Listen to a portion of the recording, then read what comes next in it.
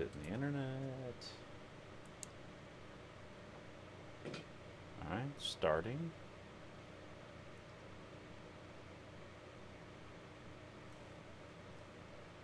And we are live. Great, here we go. From the industrial wastelands of Michigan to the fruited plains of Iowa, this is the American Greed. Why relate to its sheer perversity?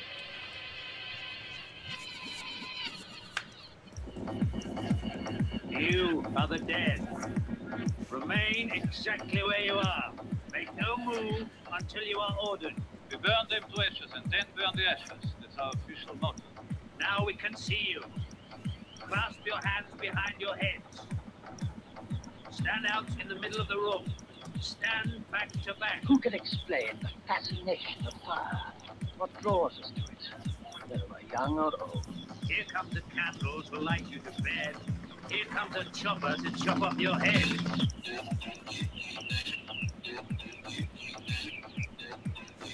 And welcome to the American Greed Factory podcast. This is Nathan. This is Conlon. Matt, Matt's back again. I'm back. I'm not dead. I'm alive. Biannual sojourn to the park. I was going to say, I was trying to think today how long it's been, and I can't really pinpoint it. It's been a while. Because how many episodes are you guys at? I think I saw 200 something. 289. 289. Well, okay. we've done like 600, but 600, sure. that's after we merged the podcast. We didn't count the Weirdos and Warriors. Oh, okay. And just drop that out of canon. Okay. And we have I have a couple side projects I did. It's What did I even call that? we had to make someone. Make someone, yeah. So I made Andrew watch some of the first episode of the new season of Twin Peaks without ever having any context for anything other Twin Peaks. So I was like, oh, he has to be completely confused, but he seemed to enjoy it, so that was great. It went well. And then I made Nathan and me watch The Godfather for the first time, because we never actually we basically just absorbed that movie through pop culture. We never actually sat down and watched it before. Yeah, that's the same with me. I've not seen a second of it, but I've heard people talk about it a lot. You've pretty much seen that movie. Yeah. I was going to say, I don't know how much when I we missed watched it, we like, oh yeah, I get this reference, I get that. Yeah, if you watch enough Simpsons or just any other... It comes up enough that, yeah. Yeah, you've just seen that movie, but...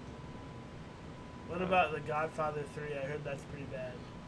Never seen that. Well, I've seen parts of it, but yeah, I just heard it. I heard Sofia Coppola's terrible in it, but... Well, so yeah, that's it. Yeah, we're still doing it, still chugging away. If we don't have, crises happen in our lives, or my dog died last week, so I wasn't in the mood to just yuck it up. Understandable. I saw that. Sorry about that. No, that's okay. It was necessary, but not, it's never nice. Exactly. You don't want it to happen. Yeah, it was, I don't know. When you just go in there and it's like, because we scheduled it ahead of time, like a week ahead of time.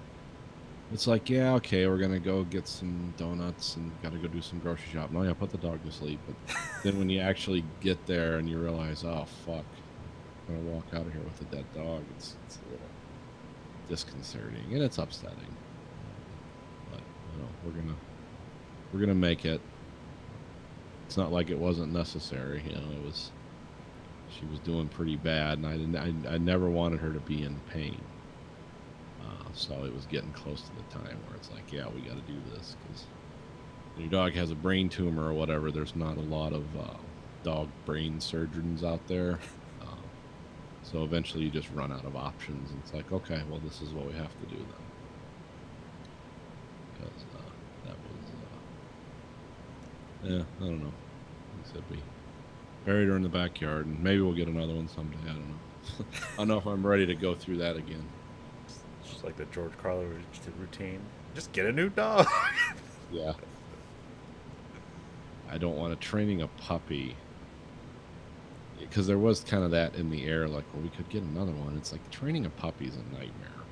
It's a full-time job in itself, and it's like, do you want to go through grief and train a puppy at the same? I don't think I want to merge those two activities.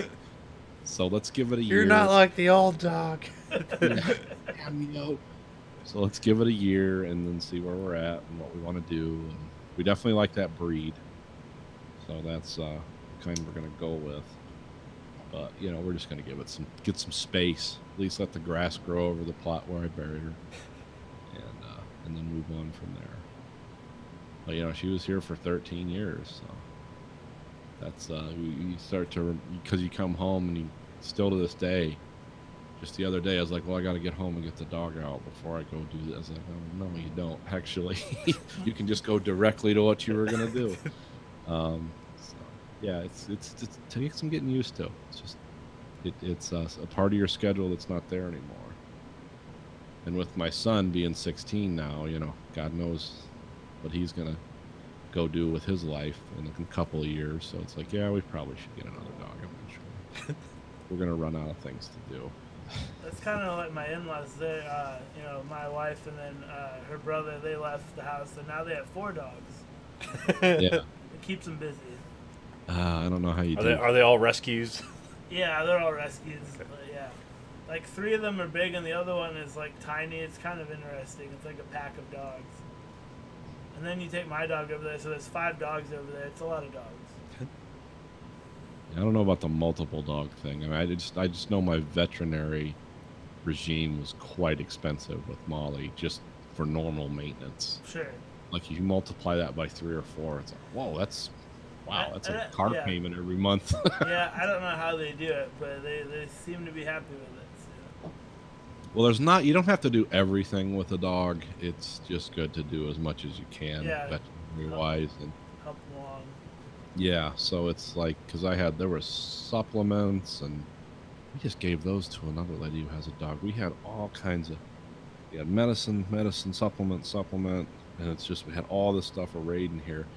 You just start looking at the prices on the package. It's like, well, this is $600 worth of shit. And this isn't even food. This is just supplement. This is just to add on extra stuff. And then the beauty shop's about $100 a month. We don't get shedding dogs. We get dogs that have to get haircuts, which I don't mind because I don't want to deal with shedding dogs. Yeah, my dog doesn't shed either, which is nice.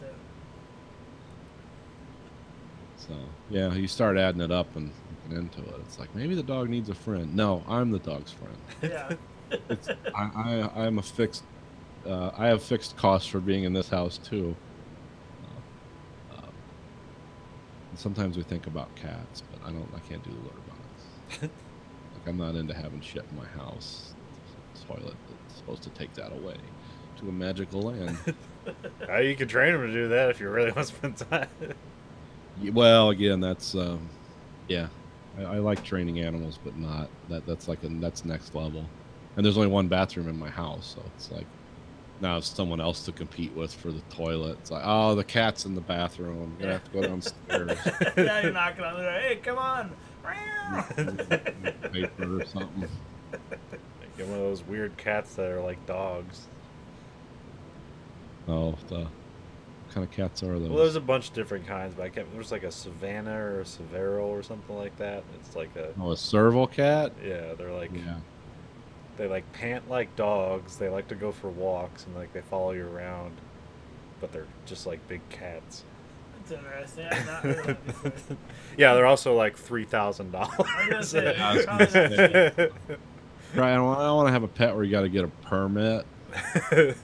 Like, the dog license is here $100. I don't need a permit pet. I never got into the people that like the snake people and all that. It's like, wow, that's just a pain in the ass. What was that one guy who had a zoo in like Michigan and killed himself and released all the animals? Yeah, that. Oh yeah. That was the Michigan State Police were out there with high-powered rifles shooting cougars and stuff. Because they were, they were just running around, and people would call in like, "There's a cougar in my backyard." There hasn't been a cougar in southeast Michigan in over 70 years. It's like, well, fucker. And then they'd see in the video, that's a cougar. Right there. That's a cougar. And they looked really fat because big cats in captivity become really obese, just kind of like me, but I'm not in captivity. And they, so they knew right away. It's like, oh, that was somebody's pet. Like, wait a minute, who the fuck has a permit And then they found out, like, yeah, this guy killed himself and let all kinds of exotic wildlife that won't last 6 months. As soon as winter comes, they'll just be frozen in ice. But yeah, they had to go out and get them. You And guys they're- see, sorry. Yeah. Oh, You go guys ahead. seen the new Jurassic Park movie yet? Anybody? No. Kind of Well, reminds me. the trailer looked absolutely terrible, and then I heard people say it's not so bad. It's like a 2.5 movie or something. Yeah, like it has like a 50% rating if you look at Rotten Tomatoes. I don't know if you're planning on seeing it or not. No, go ahead. And Well, ruin it. basically, Go the whole plot of the movie, as fast as I can tell it, or quickly enough, because it gets boring. But, anyways, Chris Pratt's character, Owen, the raptor trainer guy, like he's retired to the country, he's building a cabin, you know. And then Bryce Dallas Howard's character, whose name I'm forgetting. Anyways, she's like running a charity to save the dinosaurs on the island they left because there's a volcano and it's going to explode. And Congress is talking to Jeff Goldblum from the original Jurassic Park, and he's like, yeah, you know, you can't save these dinosaurs, you know, blah, blah, blah. And then some rich guy that, it's actually I can't think of the guy's name, the guy that played the farmer in the movie Babe or whatever. Yeah. Cromwell. Yeah.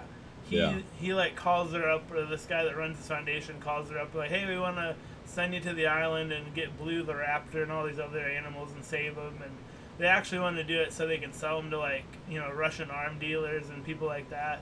And so they get to the island and, like, they shoot the raptor and they, like, try to kill Bryce Dallas Howard and Chris Pratt, but they get away somehow and they get on the ship when they're going back to the, you know, back to the mainland. And they go back to this place and the animals are all kept underground because they're auctioning them off, like, put them in this contraption, and they go up and they bid on them and, like, we made $40 million tonight, blah, blah, blah. Because, you know, what's that guy's name? Toby Jones, the British guy that was in Tinker Tailor, what's it called? You know what I'm talking Tinker about? Tailor Soldier Tailor Spy. Soldier Spy. Yeah, I know. The little bald guy. Yeah, he has, like, a different toupee in this one, but yeah, he's, like, the guy auctioning all the dinosaurs off. And Chris Pratt and Bryce Dallas Howard, like, so, like, basically the best way to describe this movie is a series of amazing, like, coincidences that just keep happening to advance the plot.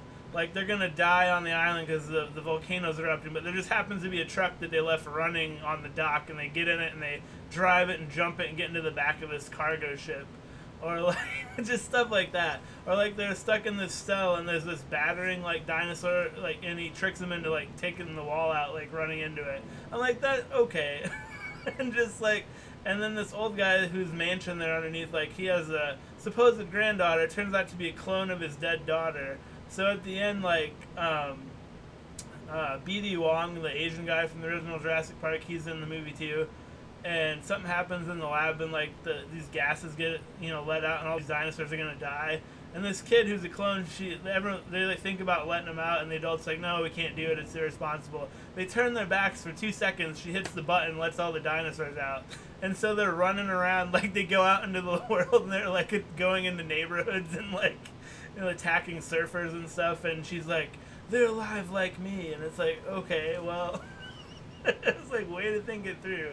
And then the end of the movie is like a narration, like as Jeff Goldblum, like, we're living in a new world, the Jurassic world, and blah, blah, blah. Just like...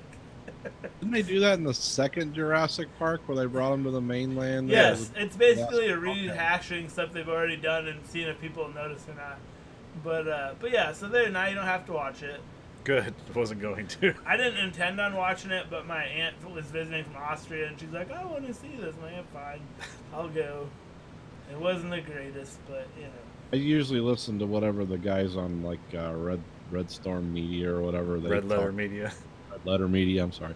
That's Whatever all right. they say, because usually the one guy's like, oh yeah, that's dumb. He explained exactly why it's dumb. It's like, I won't be seeing that. So, yeah. I Well, think that's- actually, they're kind of split on the movie. Or I guess Mike liked the second half because it was like a weird horror movie, but also kind of a comedy. But he absolutely hated the first half because it was like, you know, just a bunch of contrived Yeah, there's just, action. like, random things, like, when they get back, they jump that truck onto the ship, and they have to get in a different truck so they're not spotted, and, like, Bryce Dallas Howard, like, has to pretend she's a deckhand. So she, like, reaches in the truck and just randomly puts on, like, a pristine John Deere hat that no one's ever worn. No explanation, and she wears it for, like, a couple scenes and it's gone. I'm like, okay, like, what the fuck? Remember It doesn't make any sense. It has nothing to do with anything. They're not like they're sponsoring the movie or anything that I'm aware of, but Like, I was listening to another podcast, and they were just, basically talking about how they weren't going to see the movie, but one person did. But they had a great commentary about the first Jurassic World movie, where they're talking about like the assistant who gets killed, and it's like the most undeserving death in movie history. It's like a death saved for a villain, but for this person who did nothing wrong. that kind of reminds me. That's funny you should say that, because the opening of this movie is like these mercenary guys trying to capture the dinosaurs on their own, and this guy like almost gets eaten on land, and he jumps onto this like ladder they drop out of a helicopter, and he thinks that he escaped, and then right at the last second like gets like eaten by a dinosaur, and they're like, oh shit, and then that's the beginning of the movie. And it's like, that sucks for that guy. He thinks he got away from one dinosaur, and then a bigger one eats him. And it's like, all right. Did your relative from Austria think it was worth the trip from Austria to see that? Well, she didn't come just for that. Yeah, maybe I should have said that. I'm like, you should get your money reimbursed. It's not worth it. Don't they have movies in Salzburg, Austria? Come on. No, she didn't. She thought it was ridiculous too. She was like, "Why? None of these things make sense. Like, none of these, like, maybe one or two coincidences, but like 9 in a row, like just perfectly, like that doesn't make sense." Yeah. It's almost like it was poorly written by 8 people. Yeah, I don't know how many people were writers on that, but I'd have to. Anytime a movie price tag gets up to like $250 million, it's like 8 people probably worked on that fucking script. They'll pass that around like a rough whore on a biking route. By the time it's done, it's the mess you know it would be. Get Patton Oswalt to do some punch-up, and those are like the 3 lines you remember from the movie. Was some punch-up lines that Patton Oswalt did, and he gets no credit for, but he got paid handsomely for. Yeah. It all works out. Just doing it for the art. That's it. That's how I describe it, as art house film, you know. It's a little indie that could. So, you still doing something? You still doing that man on the street stuff? Have you had any interesting encounters with that? I always like when you talk about trying to interview people and how some people are, get that camera off me. Yeah, some people have a severe aversion to cameras. I don't know what that is, but I don't do the man on the street so much anymore. But like, we did a story. When was that? Before 4th of July, so it was like July 2nd or 3rd. Went to this like fireworks stand, and I got it's like 10 minutes into shooting B-roll, which is like the video you play when the anchor's talking over it.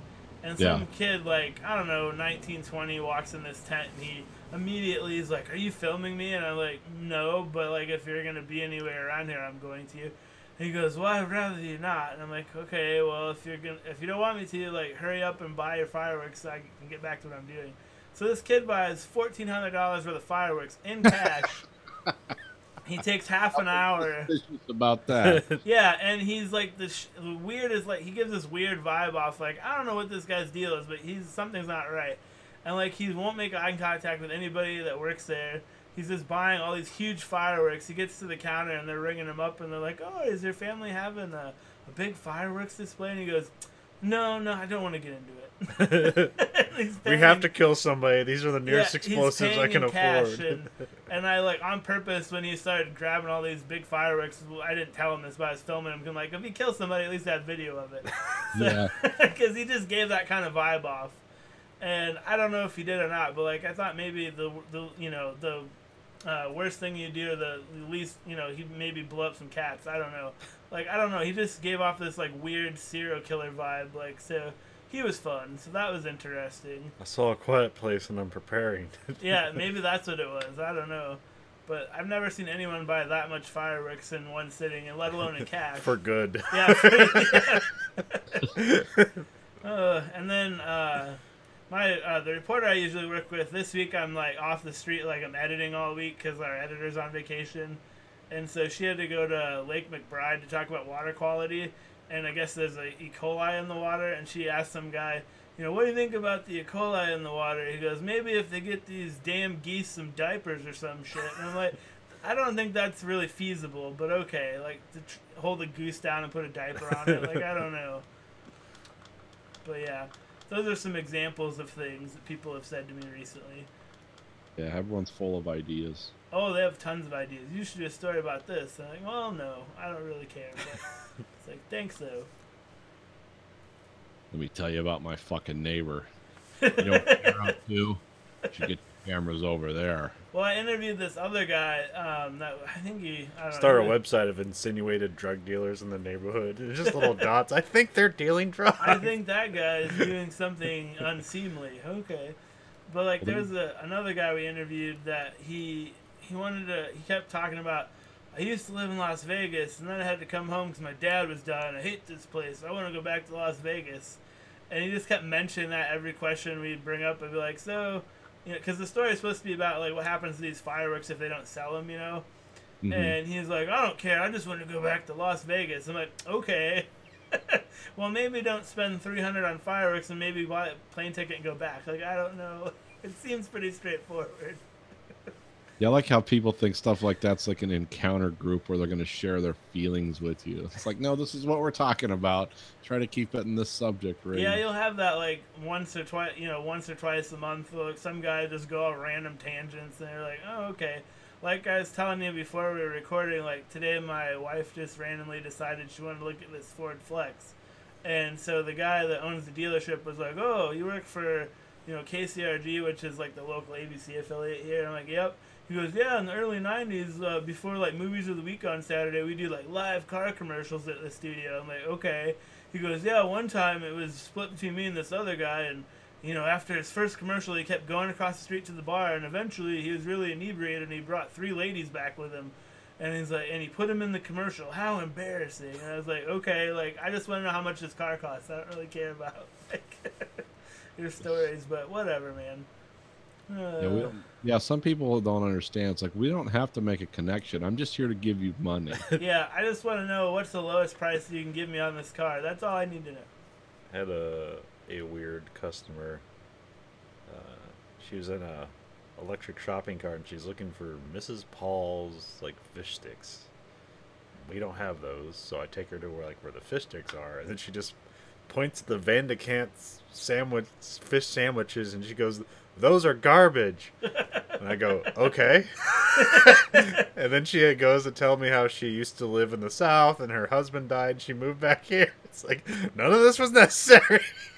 It's the autumn of my life, Colin. You don't understand. I can't settle for Van de Kamp's. I can't ever settle for Van de Kamp's. I was like, we have Gordon's. She's like, oh, that's good. I'm like, they're all the yellow ones. That's serviceable. I'll take it. Bag them up, boy. Yeah, when you're rolling around an electric cart looking for fish sticks at Walmart, it's obvious there was a few turns in the road. That's never an option in a Choose Your Own Adventure book, I'll tell you that. Doesn't happen. Yeah. I know there was a few speed bumps along the way, and Yeah. I'd really Do like you to blow hear off a hooker's ass or get fish sticks in an electric cart? It's like, which one should I pick? I don't know. They're both equally thrilling, so there is that. Makes I like how it some people think the electric carts are just something there for their pure convenience. Yeah. Even though there's nothing wrong with them, like they're as able to walk around as you and me. It's like, you But know, they're I'm just just like, tired of "Oh, walking. Let me sit down. Or people that load the electric carts to the point that they're starting to tip forward. It's like, how much did you get in that? We're not going to be able to put that back in there. There was a lady, she put like a filing cabinet in her basket, and she's like, you know, of course, driving around.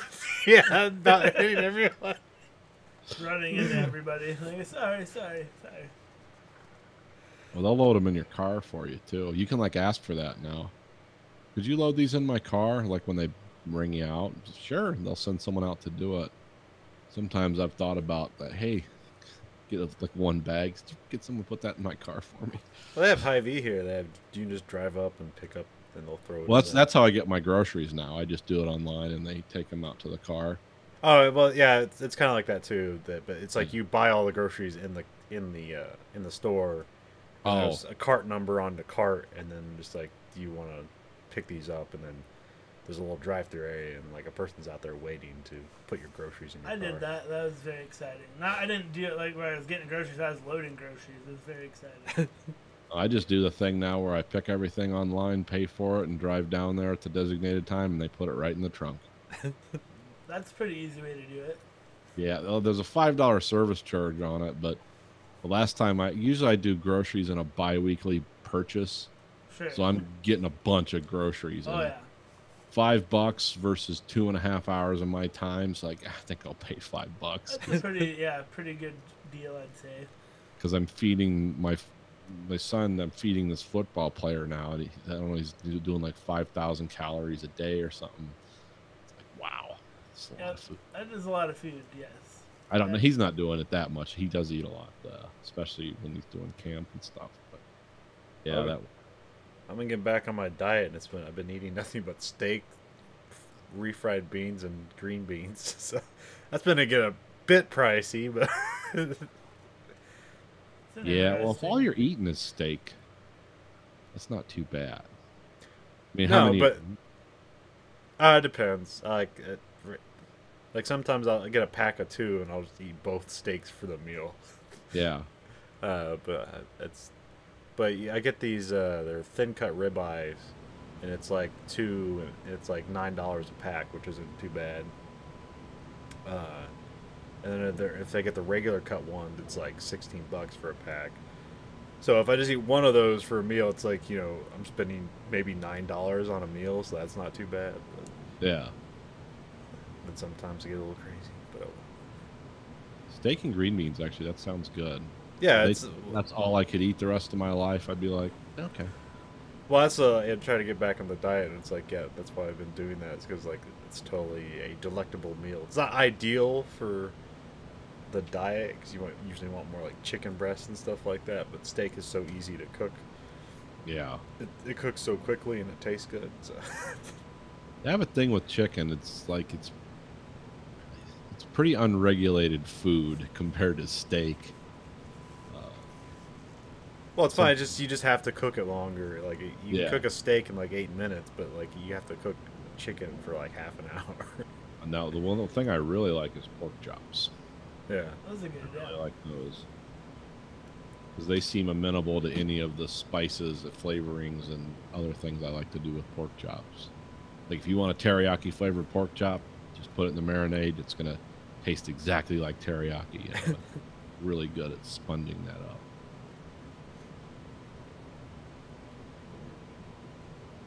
What did I make the other day? Oh yeah, homemade Chick-fil-A. That was pretty interesting. How'd that turn out? Great. I mean, if you like to cook biscuits with chicken inside them and stuff, and nothing like fried chicken, boneless fried chicken breasts with biscuits cooked on them. It was really good. Doesn't sound bad. No, it's terrible for you though, because it's deep fried chicken and biscuits. But yeah, or it wasn't Chick-fil-A. It was some, and then it's you put mayonnaise and pickles on it too. And it really tastes good, but it's like, yeah, that's terrible for me. But that's part of my grieving process and living process. I've been like the last 2 cheat days. I've been doing biscuits and gravy. I keep fucking up the gravy like combination because like there's a thing where it's you add milk and then you add flour and you have to get like the concoction right because if it's too milky then it's like it's too soppy. But if it's too floury, it's almost like just a congealed gravy. Here's the thing. Here's how you do it. You do the butter or whatever animal tallow you're using, and you do the flour together first at a low temperature, and you blend that up until it's like almost not quite the consistency of toothpaste, but close. Then you slowly add the milk and turn the heat up. Not a whole lot because milk scorches easy. And then you slowly turn the heat up and continuously mix that together. Oh, okay. In a continuous process. So first animal fat, then flour. Mix that up until it's almost like toothpaste, and then slowly start adding the milk while you constantly stir. You'll get a perfect gravy every time. Because I just followed I would know.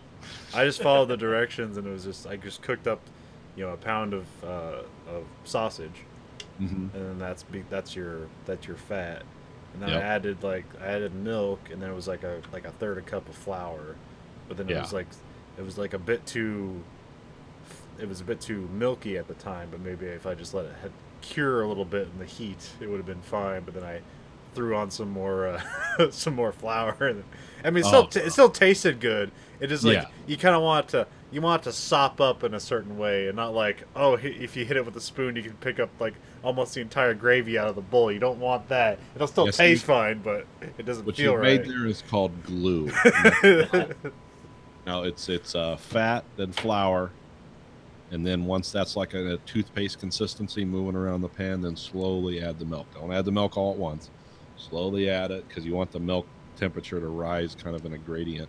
Yeah. You get a perfect gravy. Well, yeah, I made a weird one the other day because then I did it with bacon grease last week. Because I had a pound of bacon, but I didn't end up cooking it last time. And then so I just cooked the bacon, and then I tried to do like the similar process, and I immediately just poured the milk in, but it was still hot, and it almost just like curdled as it hit the oil. Milk will curdle and brown very quickly. The key there is motion and slow application. I don't have anything to add about gravy per se, but if I had to get gravy, I'd probably just go buy it because I don't know. No, I'm gonna make it for you guys sometime. Or I'm gonna make a giant plate and eat it on the show. Like, look at this gravy, perfect consistency. Yeah, I mean, gravy is not that hard to make. It's just the science to it. Yeah, I guess the ingredients are really acquirable. Making it is a bit more of an art, but it's not that hard because it's like four ingredients. Okay. It's actually from French cooking. If you want to look up how to make it, it's called ROUX.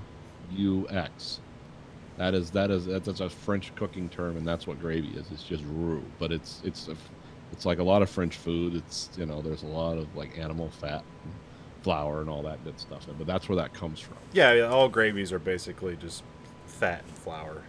So and some milk. You'll rue the day. Get it. But even Kind of brown gravy, it's essentially the same process. But what do you think KFC gravy is? Chemical process. Probably. That's mostly petroleum.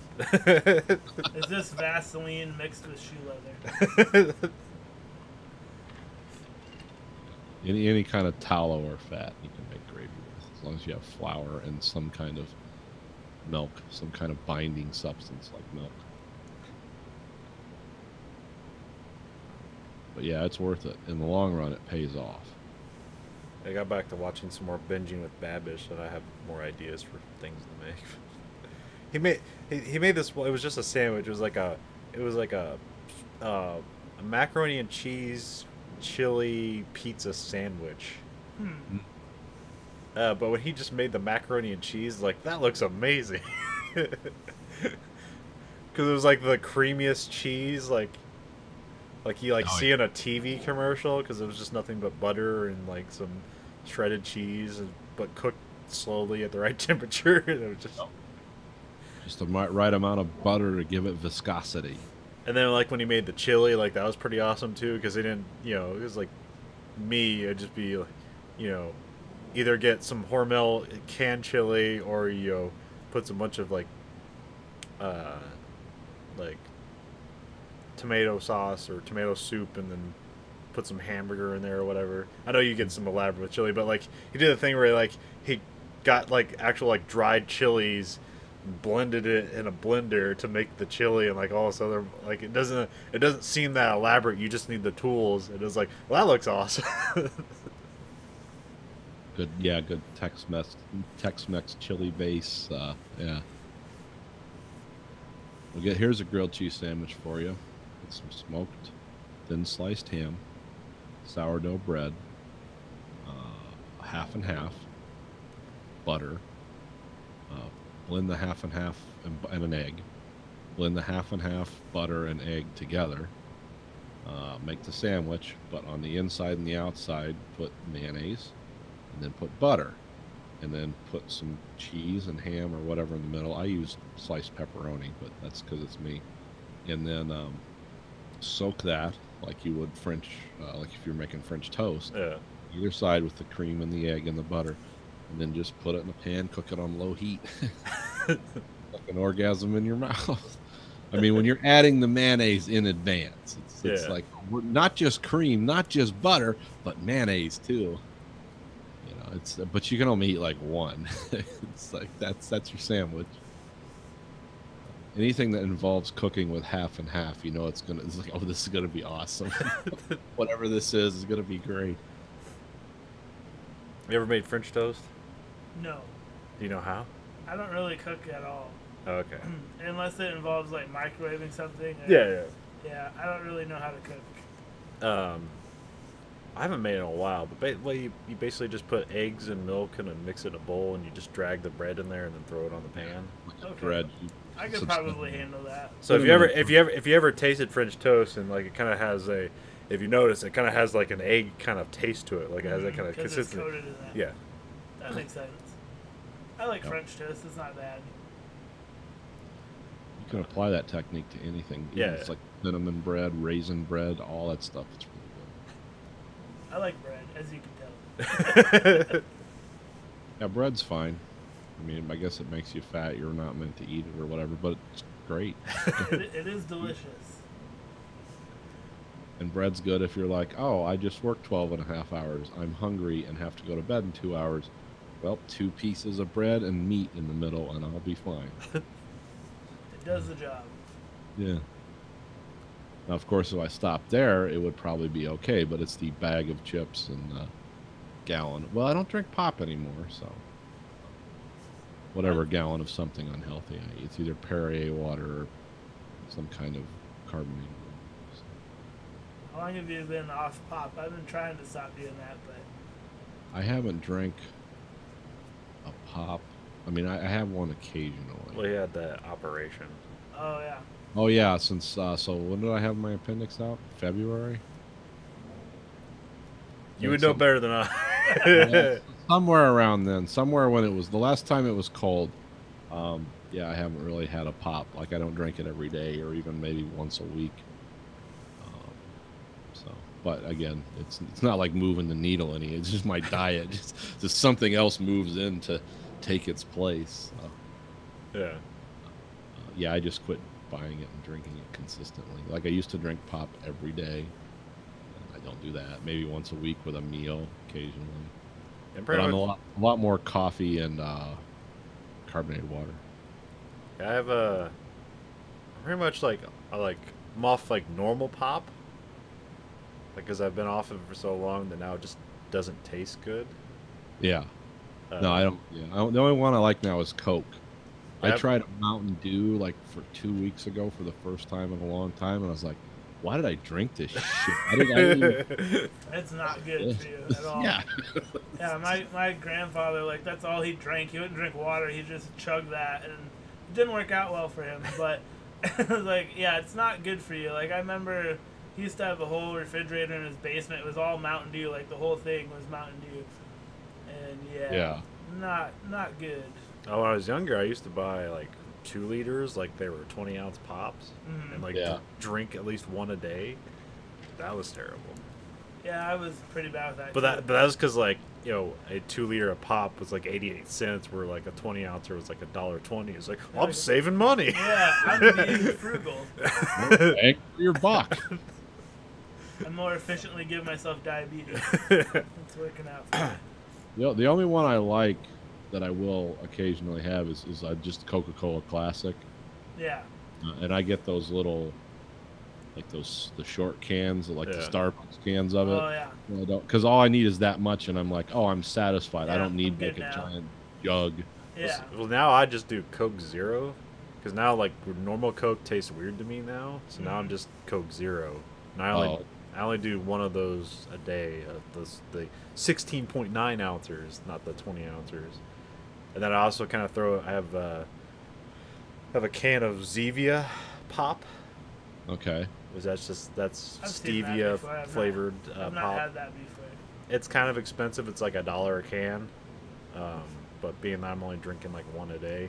That's not too bad. Yeah, because I find out I can get away on my diet by having one of each. Because they're two different.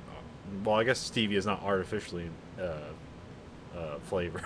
Well, yeah, it's artificially flavored. It's not. The sweetener isn't artificial. So It's not fructose, or is that what we're trying to say, or what are we trying to? Well, It's not- well, the not- diet pop is aspartame, Yeah. and then the sweetener and Zevia is stevia. So Gotcha. that's a natural plant thing or whatever. But I've been thinking about trying that because the only place I really get a lot of excess sugar from, other than dessert, is my coffee is always cream and sugar, and I've thought about trying stevia. I don't know. here's the weird thing. So when I first got those things, I got the root beer one, which tastes all right because it tastes like root beer because there's kind of a bitterness to root beer, which is kind of what makes it good in a weird way, where it's kind of like sweet and bitter. So that one worked all right, and then I got like the orange soda, and it tasted like plaster. Okay.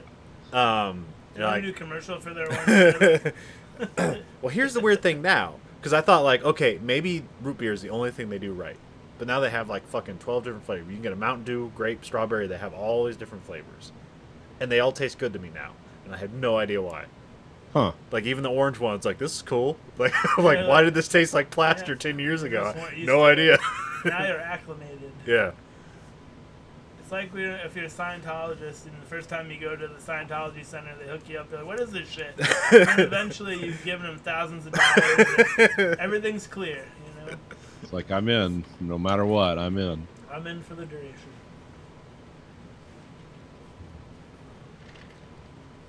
Yeah, there was. I'm thinking about trying that for my coffee because that's really, like I said, outside of my diet, that's the only big sugar vector I have. Yeah. Stevia. But you know, the fact that I don't They exercise. they sell bags at Walmart at like $9 or whatever. Yeah, I should try some.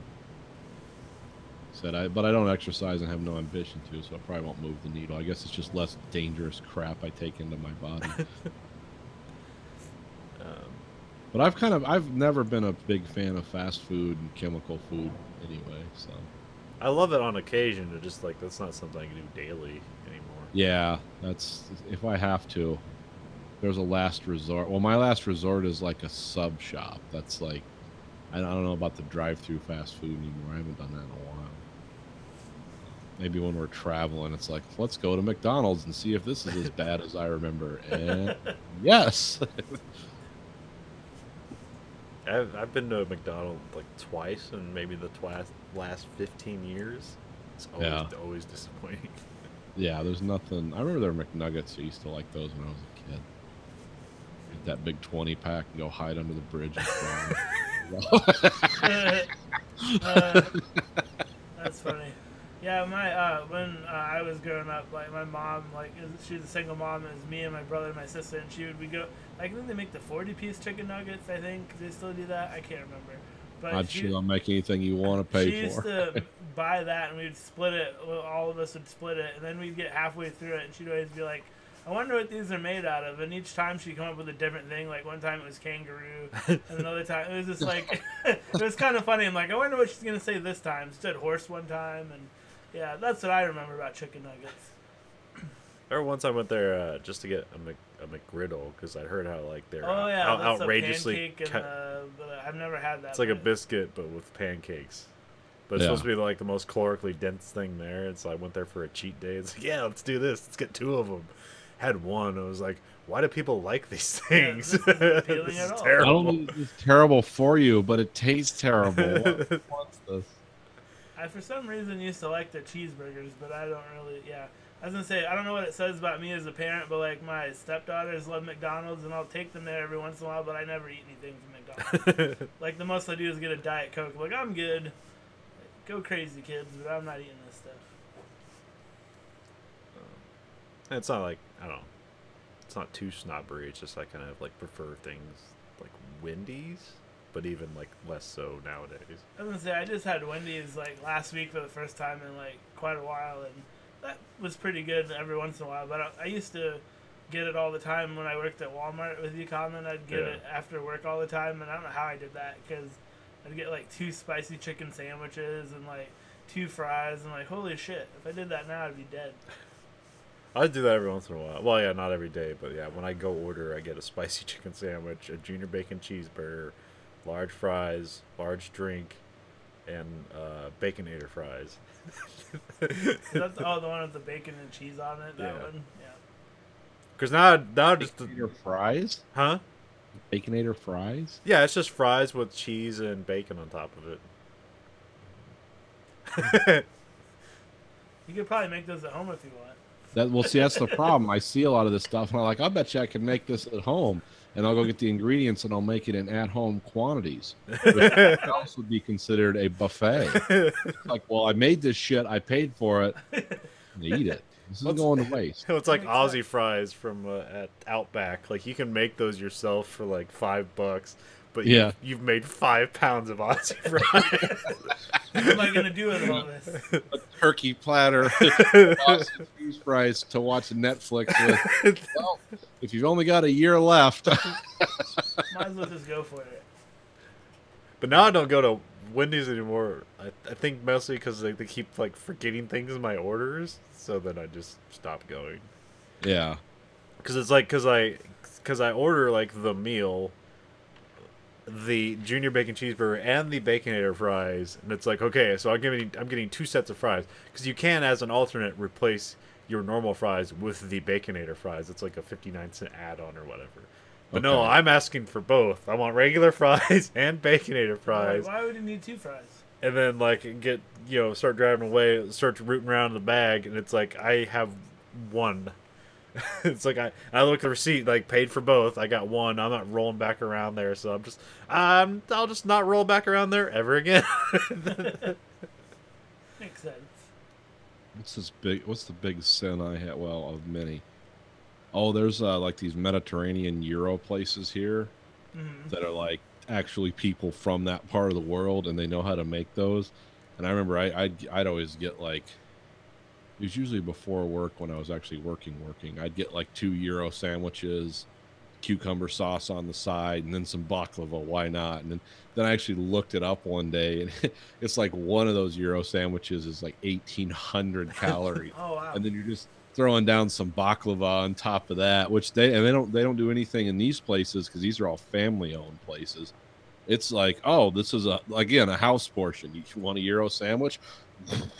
Here's a leg of lamb with you want some baklava? Yeah, we'll just fill one of those big bags up with it. And I'd have that shit gone before I went into work. And then one day I looked it up and I'm like, maybe I shouldn't do 2. So I just did 1 for a while. And then they moved. I can't find out where they went. Probably wouldn't be good for me to know if I did. We'll wear a mourning veil in there. I need 3 today. You understand. It's mine. I'm taking a mental health day. Yeah. Sacrificing physical health for mental health today. But goddamn, those are good. And I know it's just an internet search away to find out where the restaurant moved, but I can't do it. If I know, then I'll abuse it again. As soon as we're done with this podcast, we'll be driving down the road with a Euro sandwich. Like, God damn it! You should just drive back to where they used to be and get out of your car and start walking around yelling. Like, where are you? Where are you? That's what I would do. Well, now it's like it's a Middle Eastern bakery / grocery store. I was gonna guess discotheque. I was waiting. At night, they change. It's like Actually- Applebee's at night. Yeah. It's actually a cool grocery store, but fuck, is it expensive? And they have some of that great bread they make in the Middle East, like fresh baked. You just go pick it up. That's one thing I like living around here. There's lots of stuff to choose from when it comes to like if you like that Mediterranean food. You want black olives as big as your fist? We got them. It's like, good news. We're here for you. See a black olive like it's a fucking apple. Oh yeah, they have that shit all over here. But it's expensive, not cheap. So what's that one bread they make? I don't even remember what it's called. Well, I remember when one of the times Mom and Dad was here, we went to the place to get those baklava stuff, and we went like the day after Ramadan. And we were in a line for 3 hours because everyone, and we were in Dearborn on top of that, and everyone and their brother was in there buying just like sheets and sheets of this stuff. That's You remember that, don't you, Colin? Didn't that last a whole day at the house? I can't remember.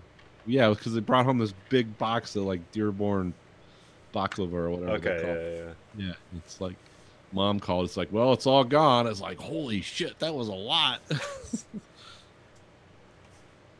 I've only had baklava once, and it was at a mosque. It was like- 'cause Yeah, it was pretty good. We were doing a story about, what was it? There's some like, and there was a mosque in Des Moines that had like some racist graffiti on it. And so we went to the Mother Mosque in Cedar Rapids, Iowa, where me and Conlon are at right now. It's like the oldest mosque in like. We're at the mosque. Yeah, we're there right now. We're in the basement. We're Least in the facing basement. towards Mecca right now. It's great. But anyways, like it's the oldest one in North America. And we went there to talk to he's not the imam anymore, but he's like retired. And like, I think we were there 2 minutes. He's like, "Oh, brother Matt, sister Alicia, have some baklava." They get a whole tray of it in the oven already. I'm like, okay. And so I just sat there and fed my face. I'm like, oh, this is fun. This is good. I get paid to do this. I'm like, why Yeah. not?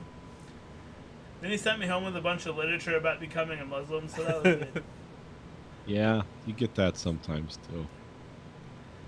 Like I said, Ramadan around here gets crazy because they all work in car plants with me too, and it's like you're just not eating all day and just drinking water. I was gonna Yeah, say that's that's what tough. It's really tough when you're knocking cars together, especially when it's like if it's in the spring or summer because it rotates, Mhm. and it's like, wow, I don't know how you guys are doing that. I think the first time I heard of Ramadan was, I don't know if it was like 94 or 95 when Hakeem Olajuwon was playing in the playoffs. And they're like, Yeah. he's having a monster game. It's equally impressive because it's Ramadan and he's not eating anything and blah, blah, blah. And I was like, look at that dream shake. He's really hungry. Yeah, no, some of them do that. Some of them don't do that around here. But you can tell the guys that are, they get good and zooey about 8 hours into the shift. So feeling dizzy yet? Come on, throw that spare tire up there. You only got to do it 900 more times. Or a couple more if it's a dually. Well, so we watched a movie this week. Yeah.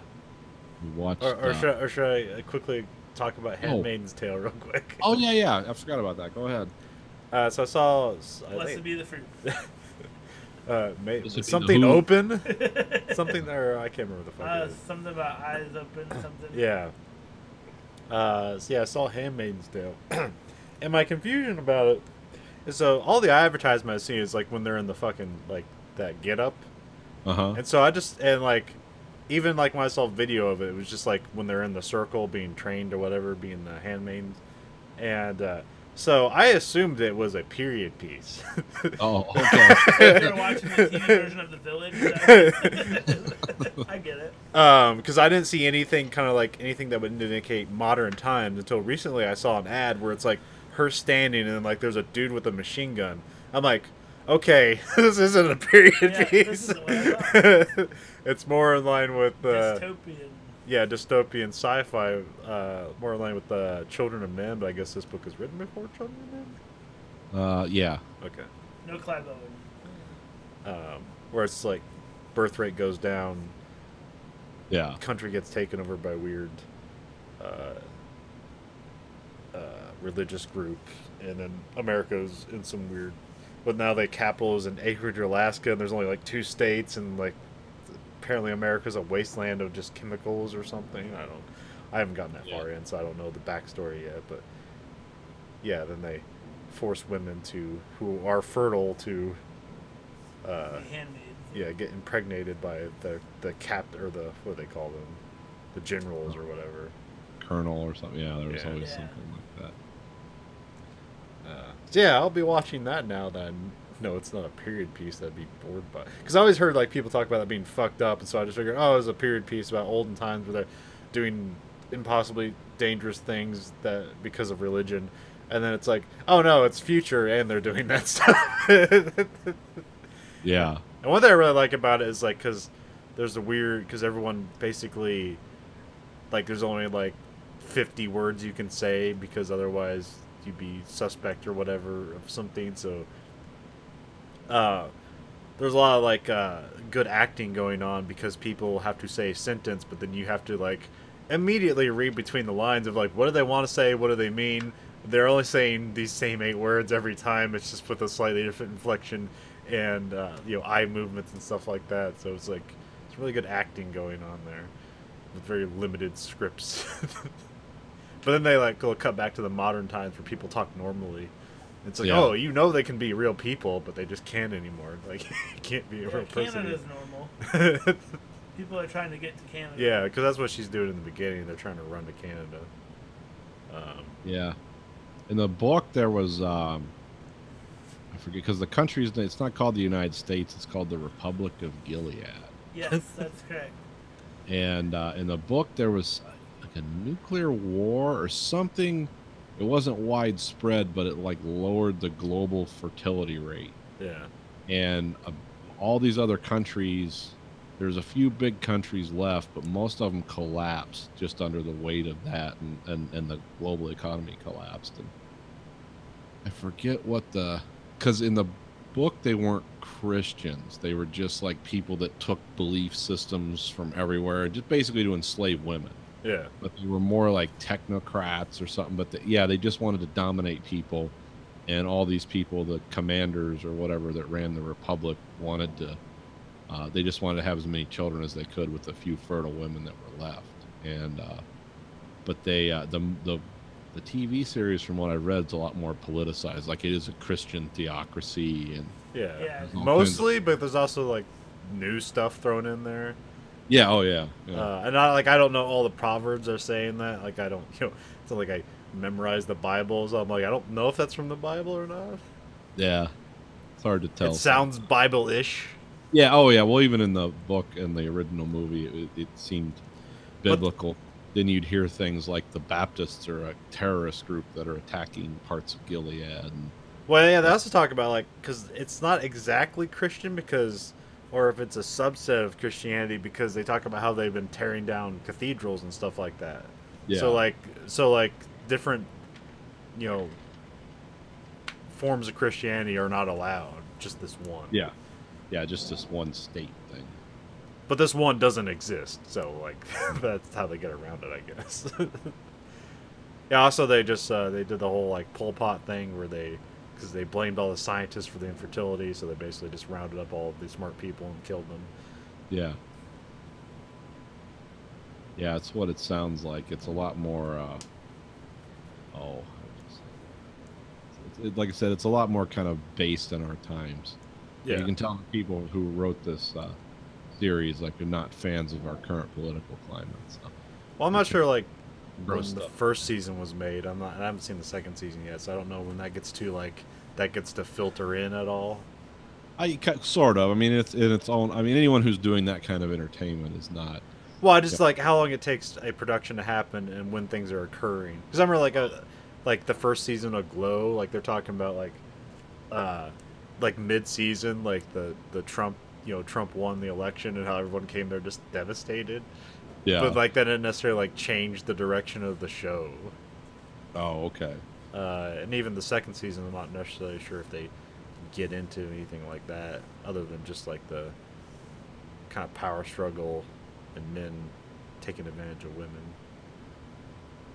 No, I haven't seen I'm waiting for it to come out in the format where I can watch it. Well, it's a Hulu specific show. They produce it, so I don't know if there's like a DVD you can rent from the Probably library at or some something point, like that. because like I remember MGM like finances. Yeah, this. they co-finance this. So at some point, I'm assuming whenever it's done with, they'll probably have Blu-ray or something. Now, who owns Hulu? I know it's like Disney and Viacom own parts of it. It used to be like everyone who wasn't CBS, Yeah. and then at some point it was like, I remember NBC was like the biggest one. Now I don't. It's like its own thing now. It's really I confusing don't know 'cause, who yeah, owns it. Because like online streaming stuff is kind of splintering now. Like Disney's online thing's launching pretty soon, and like Fox like is still on Hulu, but like CBS has their own thing, and NBC is starting to try to have their own thing. It's like everyone's trying to recreate cable, but like you're only paying for one thing, so it adds up to quite a bit of money. It's really fun. Yeah, that's why I don't. When sometimes I'm on the show and I'm like, I haven't even seen the new Star Trek. It's just because I have Amazon Prime, Yeah. which I almost let go of that, and then they come out with something like, fuck, I'm glad I didn't get rid of that. And then I've got, of course, Netflix, but now we've got this bandwidth cap, so I've got to be real careful, like how much shit I watch and when, because I'm also competing with other people in the house streaming stuff. So it's like, even if I wanted to subscribe to another service and it was $5 a month, it's like, well, I can't get charged a bunch of data and shit. Yeah. So. It's not But worth I it. guess that might be going away here because well, we got a governor's race coming up, but yeah, the state people are like, Comcast is virtually a monopoly here, and they're just like, oh, fuck you, because they just rolled this out like a couple months ago, and they're like, yeah, okay. Well, there's going to have to be some competition. Oh, no, we can't have that. Well, there can't be bandwidth caps now. Yeah, Michigan and California are going to be some of the first two states to actually challenge that. Because what they'll do is they'll say, well, we'll take away all your fucking tax subsidies. Because they were not happy about net neutrality shit here being overturned either. So we'll see what happens with that. But nothing will happen. 'Cause why would it? Because someone will get an envelope full of cash and it'll all be forgotten. Oh, yeah. Never mind that. Or maybe not. But anyway, I watched a movie this week. Yes. Quentin Tarantino was it 1993? 1992? Reservoir Dogs. Which is not... I don't know how this gets considered in the Criterion Collection. It just got a stamp on the Filmstruck website. I mean, it's a great movie, but there's no special features, and there's never been an actual release of a Reservoir Dogs Criterion Collection. No, I have this is the one I have. I have the one, the Mr. Brown edition or whatever. Yeah, I got a Mr. Pink one, the Artisan collector's edition. Yeah, those that's it. There's like a gas can edition that you can get. I remember that was an extra special edition, but there's never been a Criterion one. Unless there's been one on Laserdisc, because I know there was a Pulp Fiction Laserdisc. Oh, Laserdisc. Yeah. I forgot about I that. haven't thought about Laserdisc for a while. Nobody has. Why would you? But yeah, and then also on the, like, there's Taxi Drivers like in the Criterion Collection, and like they have some like special features, but I think that was just from like the normal DVD releases. There's not like a Criterion one as far as I know. But anyways, it's So a good to movie. be- We're gonna fucking watch To be it. in Criterion collections have to have special features. Does it just have to be restored? Like, what is the criteria for that? Well, usually a Criterion movie will do like first and foremost a restoration, and then there's usually like interviews and stuff. Because usually like, there'll be like little signatures on the cases of like, you know, approved and witnessed or whatever by the director of like the transformation or the restoration that they'll do. It's like 4K restoration, all that shit. Sure. It's signed by director. So that's usually Criterion stuff. So if I look on my copy of Repo Man, that Criterion collection will have a signature somewhere. Usually they do, unless the director died or something. I know the cinematographer just died the other day, but Oh. it's not the director. I don't know. They don't do it for everything, because obviously, like, some of the people that restoring these for, like, they're not alive anymore. Yeah, But so they forged it. but I remember that's just the thing they used to put on there. Is like, hey, look, the director approves of this. We're not just doing it without the Yeah. That makes sense. But you know, like Criterion Collection gets weird now because it's like everyone has to own a movie right in perpetuity, so no one wants to like share it. So it's like, here's a great movie that'd be like good to do, like, because because usually like, you get like in a Criterion Collection DVD, you get a whole booklet that's like a thesis on the film or something like that, and it's always interesting. There's always behind the scenes interviews. There's usually audio commentaries, all that stuff, and it's usually all well done. And usually like the cover of the DVD is like something like interesting that's not the actual original, cover. yeah. It's not the original cover. Like The Repo Man one's pretty cool. when did that come out? I don't know. I got it like a year ago, so I don't know how long ago, but it's pretty cool. Like looks like a punk like skeleton kind of thing, and it's like neon green, and I think it's probably just like Harry Dean Stanton's jizz that they look. I'm not really sure. Because like here's the cover for Blowout, and Oh, I like that movie. I didn't know you had that. and yeah, obviously like this is just like a shot from the movie. This isn't like the cover they put out in theaters. Yeah. But Yeah, like the original cover was John Travolta's ball sack. Not sure if they have like the original one. But yeah, it's like, it's always Criterion stuff's always well done. It's why you get it. Because even if it's like kind of like a not great movie, it's like something. The whole package is at least good enough. They just had a sale in Barnes and Noble with that, but didn't have money, so. Yeah, that's why I just. Well, that's why I got Filmstruck now, because it's like, you know, I used to collect Criterion stuff, and then like I wouldn't even watch like half of it, just because like I liked collecting it. It's like, oh, here's an important film. I'll get to it eventually. Remember, I had that fucking The Man Who Fell to Earth like special edition. Like, Oh, yeah. came with the book it was based on and the whole thing, and it was like a neat DVD, and I never fucking watched it at all. I think I just sold it back to Amazon at some point. I think the only thing what I kept was like the RoboCop one, because that's out of print. One with David Bowie. Yeah. I've not seen that, but at some point. But anyways, yeah. So Reservoir Dogs. Yeah, this was Tarantino's first big movie. Yeah. Or first. This is his first movie. Technically, it was one he filmed before, called My Best Friend's Birthday, which you can find clips of on YouTube. That's where they're talking about like Tom Cruise. It's just like them being gay. There's like that. Oh. That's a scene from My Ride Best. my tail anytime. Or Yeah. something. Yeah. Yeah. So that was his first movie, but like something like a fire happened and like half the movie got destroyed, so like it was never completed. So that was the first movie he's working on. But yeah, this is his first like completed and finished and released movie. Oh, okay. He's in the movie too, isn't he? Yeah, he's the first one talking. I was gonna say. It's that- that the first scene is him talking about the Like a Virgin. Yeah. Yeah, with is Chris Penn? Is that who it Yeah, Chris Penn's in there. is? Yeah. I mean, the whole gang's in there. And then, yeah, Chris Penn is he the one? He's talking about that too, isn't he? About Like a Virgin. Is he in that Well, they're all scene? talking about it, but Yeah. mostly mostly his big part in that scene is when they talk about tips. Like Oh, he's yeah. like throw in a buck. And it's like, why don't you tip? So that's kind of well, I mean, that's really Steve Buscemi's thing, but like that's Chris. Well, I heard that they were supposed to. Quentin Tarantino was supposed to play Steve Buscemi's role, and Steve Buscemi was supposed to play the Quentin Tarantino role, but he liked Steve Buscemi better for the Mr. Pink role, so it was like one of those things that got switched around right before they really started filming. Because he just liked the way Steve Buscemi, he thought, oh, he'd be better for that. And that he could direct more because that character It's a gets killed off pretty quickly. Yeah, it's so, like that's the first scene is pretty much his biggest scene. He's never in the movie again. yeah. And this was one of those movies where it's what do they call that? Rashomon, where it's the different scenes are all out of order. Yeah, well, I mean, Rashomon's usually like it's multiple perspectives on the same story. Okay. I wouldn't necessarily call this Rashomon. I'd say that more this is out of sequence. Okay. Like what would you say? Like, I know that movie Basic with John Travolta. That'd be like a Rashomon type story because that's the same story from multiple perspectives. What's other Rashomon type Oh stories? shit. Um, Top of my head. there's a bunch, but Yeah. I don't know. It's close enough. Yeah. Back to the Future.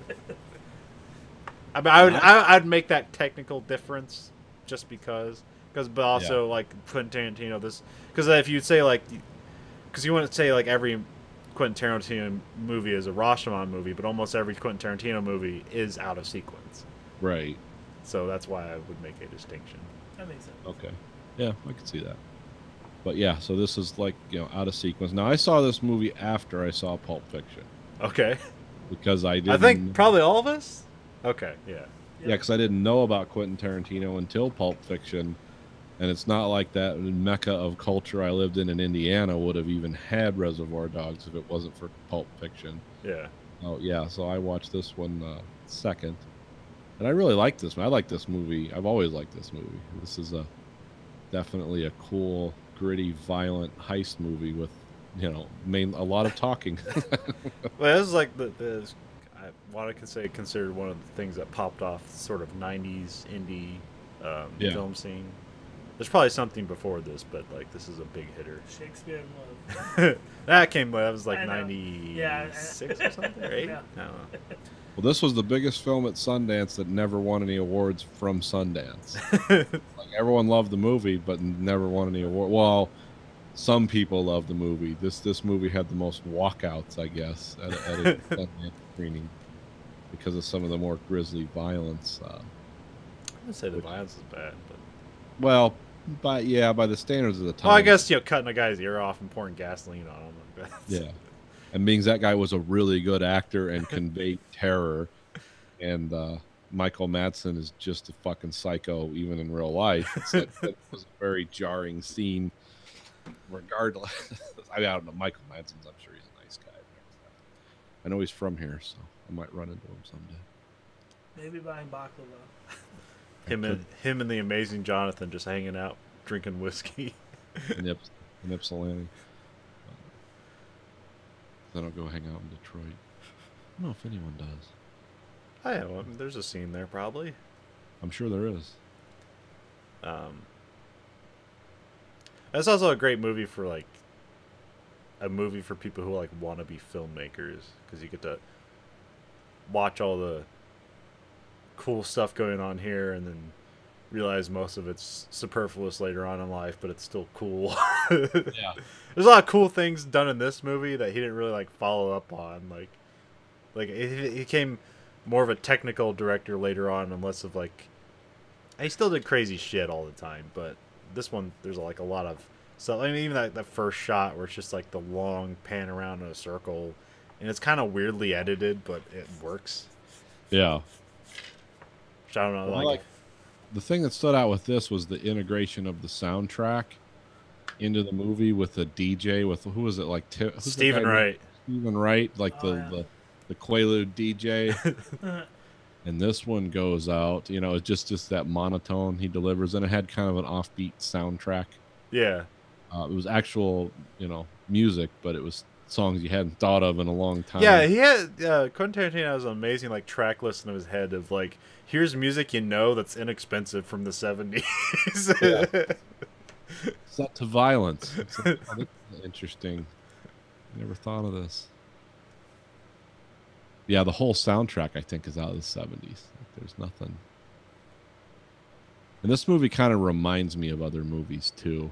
Oh yeah, I mean it's like practically a Scorsese movie, but well, when there's other people too. The Taking of Pelham 1, 2, 3. Remember the original one? Yeah. And then not just because the guys were like color coded, but it just seems like some of the characters, like you had the out of control crazy guy, the kind of the thinking guy. What's another one that this reminded me of? I remember like people are saying he stole like the you know, the suit get up from Straight to Hell, which was an Alex Cox movie. Oh, okay. Who directed Repo Man? I was gonna say I know that name somehow. Yeah. But also you can like go back to John Woo movies, and there's like same stuff there too. And you know, Quentin Tarantino is a huge cinephile, so he kind of like knows movies from all over the place, and he pulls from them all the time. Yeah, a lot of French movies had guys in suits like that too.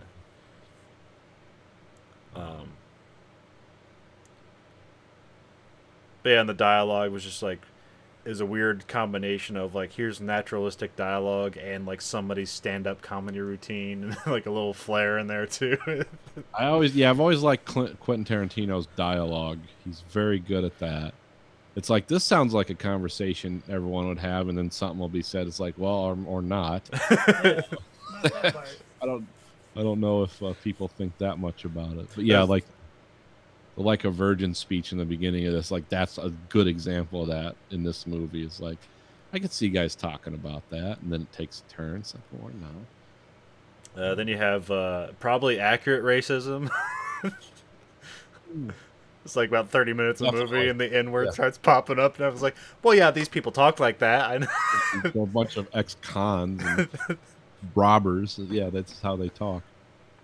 Like the whole Pam Grier cop dialogue thing, and what was the other one? Something about someone going to prison for machine guns. And yeah, there was always. Well, the two guys were arguing. It's like, oh, you're arguing like a bunch of, you know. Yeah, hell yeah. Harvey Keitel was great in this movie. Pretty much everyone was great in this movie. Yeah, there was no bad. But the one guy was not in it very long. The guy who was actually a criminal, Mr. Blue, the older guy. Oh, the old guy. Yeah. He kind of just in the first scene. He's more of a face for the movie, not really like a. Well, that guy was a real bank robber. Yeah. In real life, which I didn't know. friends with that guy who plays the Mexican guy in almost every movie. Oh, Okay. Desperado. Danny Trejo. yeah. Him and Danny Trejo knew each other from prison.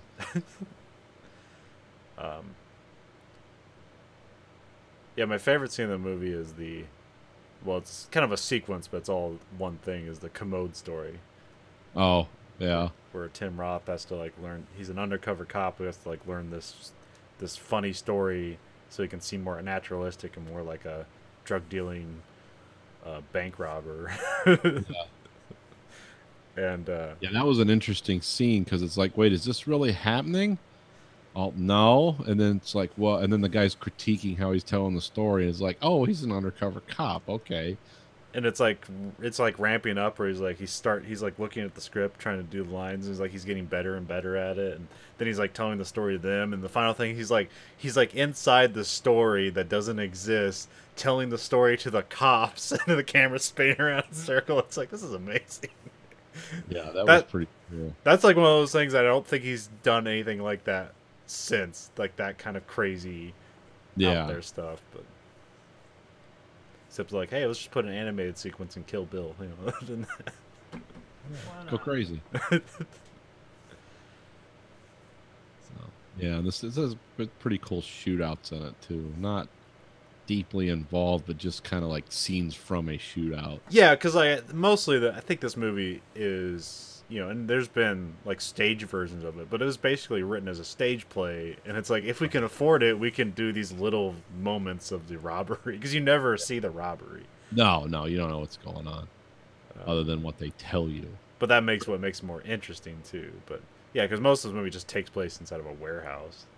Yeah, I actually someone said that was a mortuary. Oh, is it?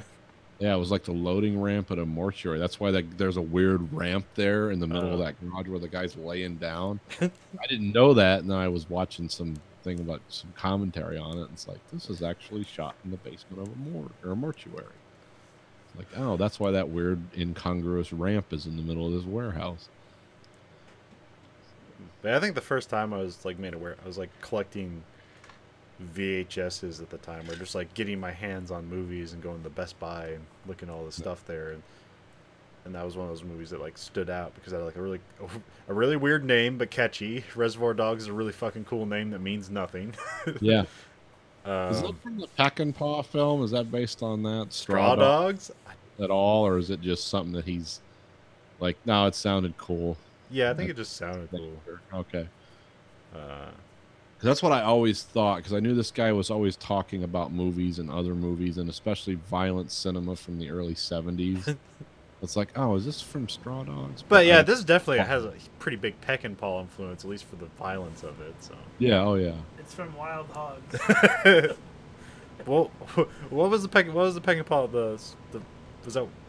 It's called Wild something, isn't it? Like the Wild Bunch. Wild Bunch, that's right. Yeah, which is pretty violent for its time. Yeah.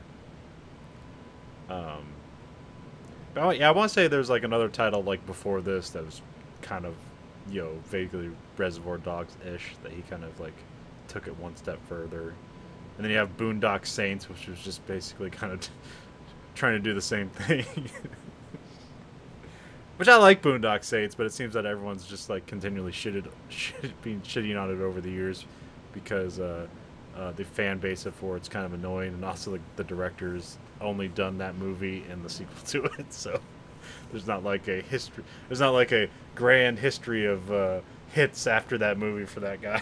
What did somebody say about Boondock Saints? It's like it's a movie for people who read the comic book version of Shakespeare and think they know Shakespeare. Like somebody came up with some kind of explanation, like, yeah, this is a movie for people who think they know great films, but they don't. So I don't know. I didn't have a problem with it, but I thought Willem Dafoe was great in that movie, and like he kind of, it's sort of the same way with the commode story. Like when he's doing the investigation, and at some point he's just like inside the robbery that he's recounting and shooting people with finger guns. Like, that's brilliant.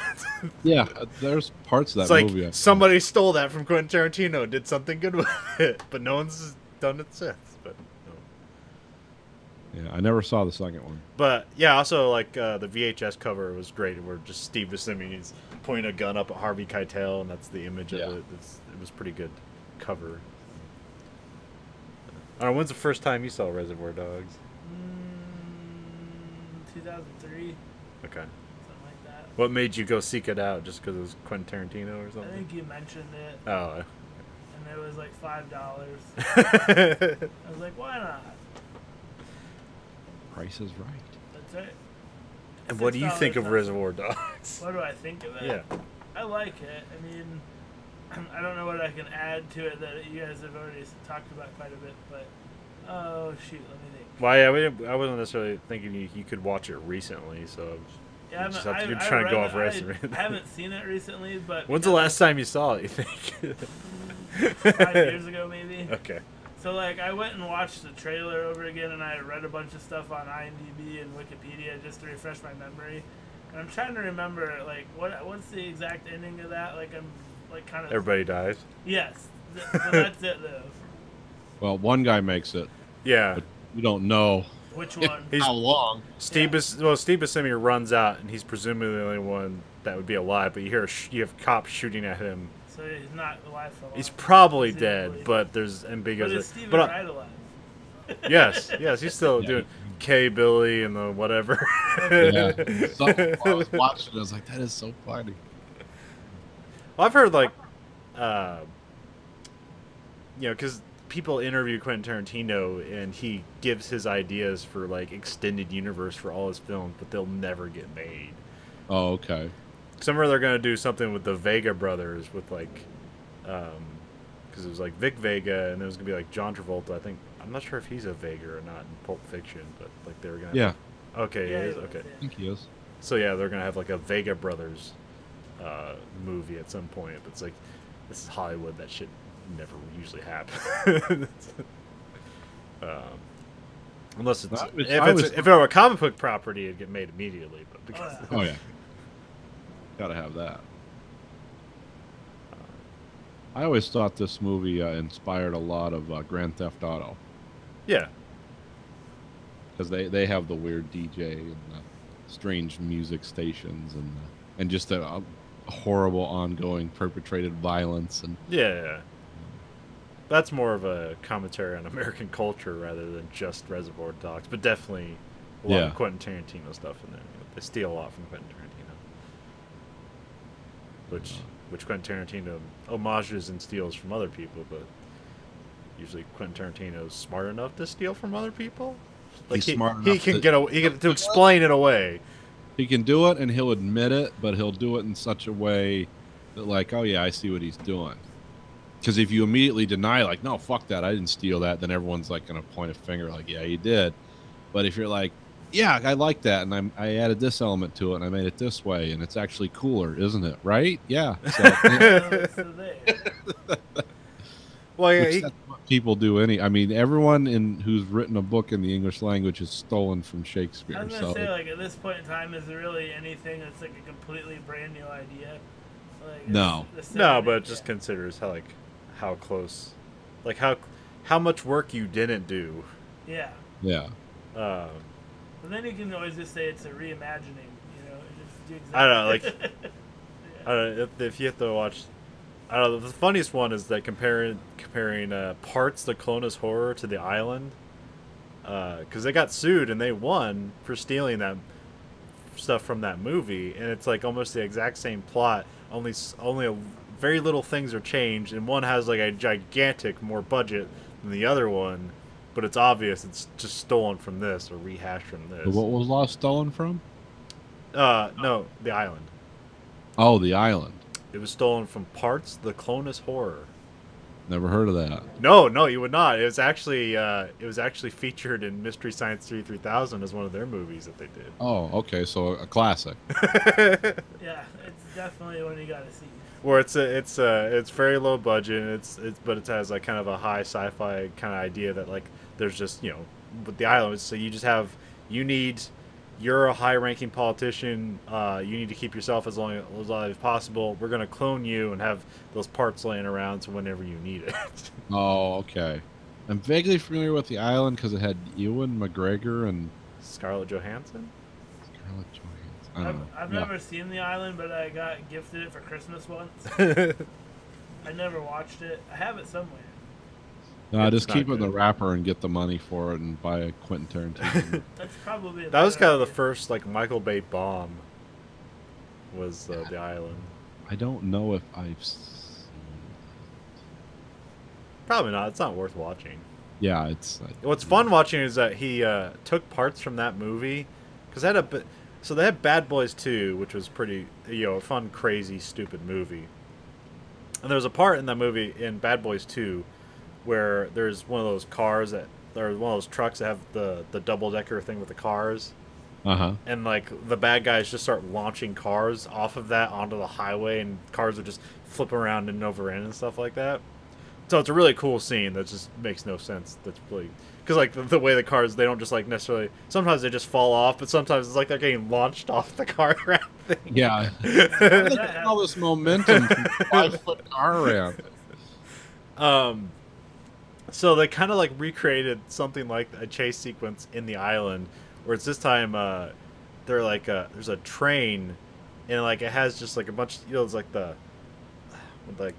tie rods or whatever you call it, the way the wheels that the train sits on the track. Those like really big heavy fucking things. No, like the traction wheels, like the solid metal wheels. Yeah, where it's just there's that Yeah. big bar and the wheels on the end. So it's Yeah. just like a trailer full of those, and like somebody Oh. hits that, and like they just start rolling off into the highway. So it's basically just like recreated that scene for the island. Okay. So there's a part where like it hits a car, and like the car basically just kind of like evaporates or whatever. And they take that same scene for one of the Transformers movies and just have it like a Transformer hits the car, and the exact same thing, except they replace the tie rod with a Transformer. Just recycling their own shit. Yeah, yeah. Might as well, I guess. Yeah. If it works. Oh, speaking of people suing in science fiction, Harlan Ellison died a couple weeks ago now, Yeah. into June. I was sad to hear that. I think he's really dead this time. He announced his death like 4 years ago. I think he actually died this time. Was that alongside the documentary? Huh? I said, was that alongside the documentary? I'm not sure. The documentary came out like 4 years ago or something. Yeah, well, yeah, he basically said at one of the science fiction, I forget which conventions he would go to, but yeah, he pretty much said like 4 years ago, it's like, I'm dying, it just hurts to get up, it hurts to live. I won't be here much longer, and then 4 years later he died. But because he was famous for his litigious nature, Yeah. because he sued James Cameron.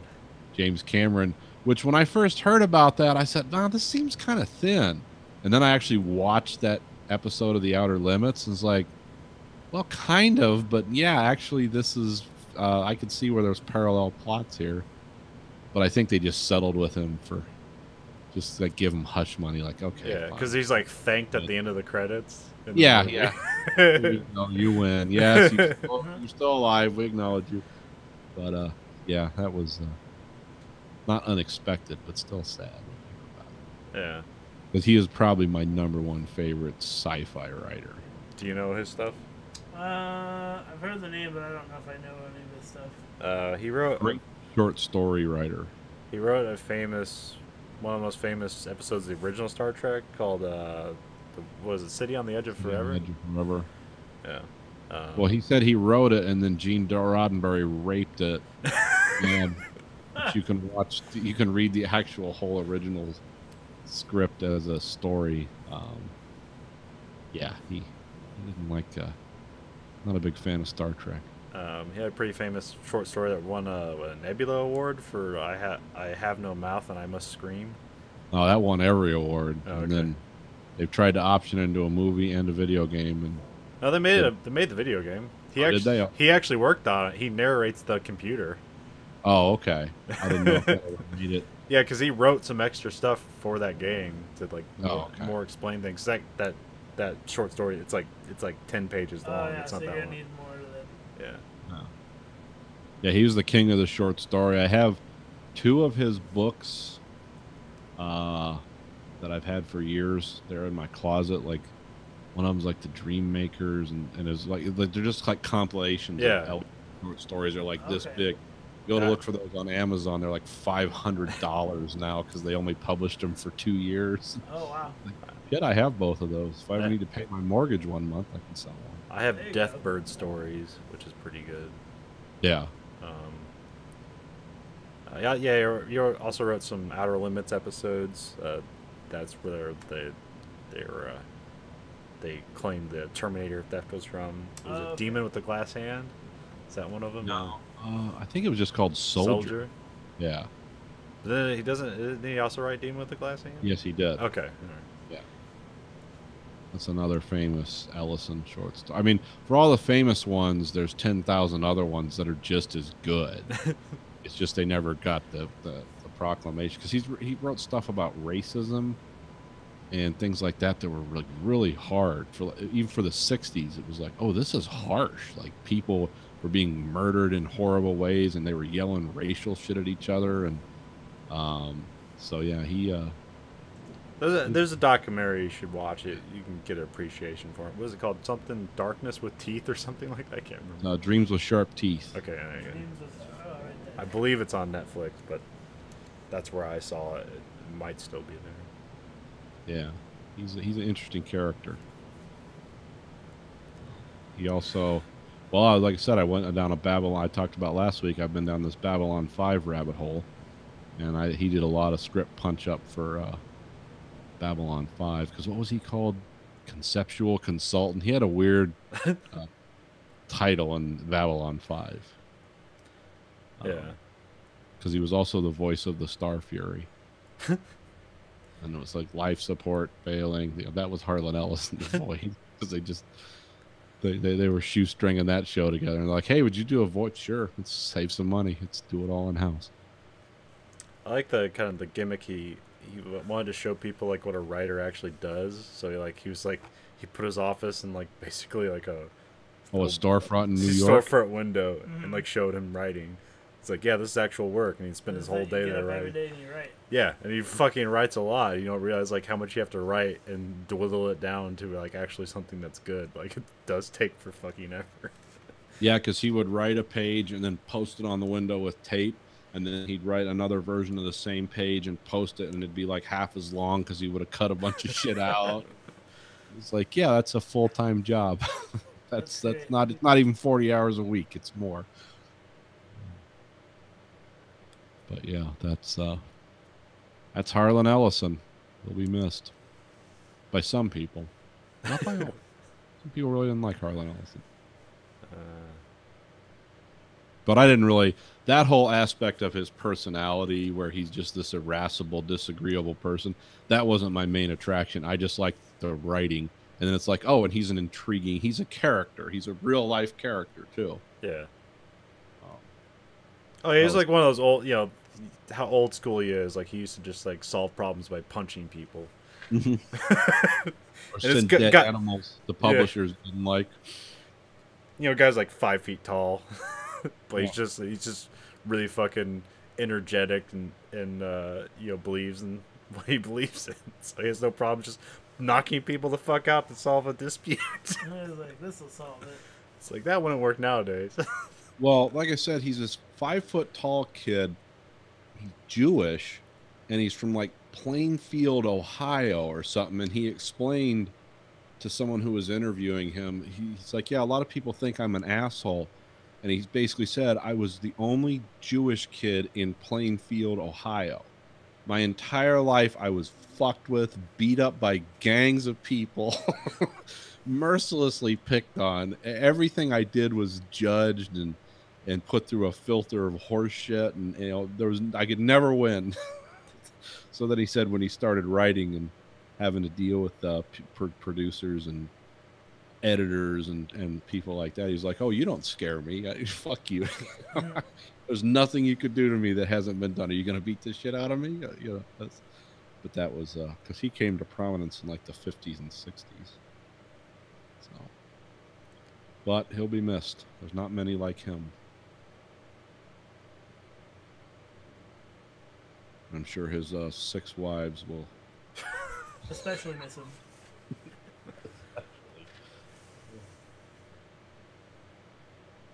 Well, he was a famous. I won't talk about that. I don't want to besmirch Harlan Ellis. I'm not going to talk about the worst things he's ever done. He's a cool guy. Read his books. Read his stories. They're great. You But can don't look have it up if you want to know what he did. I was like, it's probably. Yeah, if you want to know all the bad shit about Harlan Ellison, look it up. But really, read the books first. Read the stories. They're great. Short stories are not a huge investment of your time. 10 minutes you can read one. And if you like what you see, there's literally thousands. And if you don't, then you just have no culture. What did he just mostly do? Like, what is like famous novels? Did he do any like big famous I novels? don't think he did a lot of novels. He was more of a short story screenplay type guy. Okay. Feminine I don't mystique. know. I'm trying to think if he ever did I'm sure he did.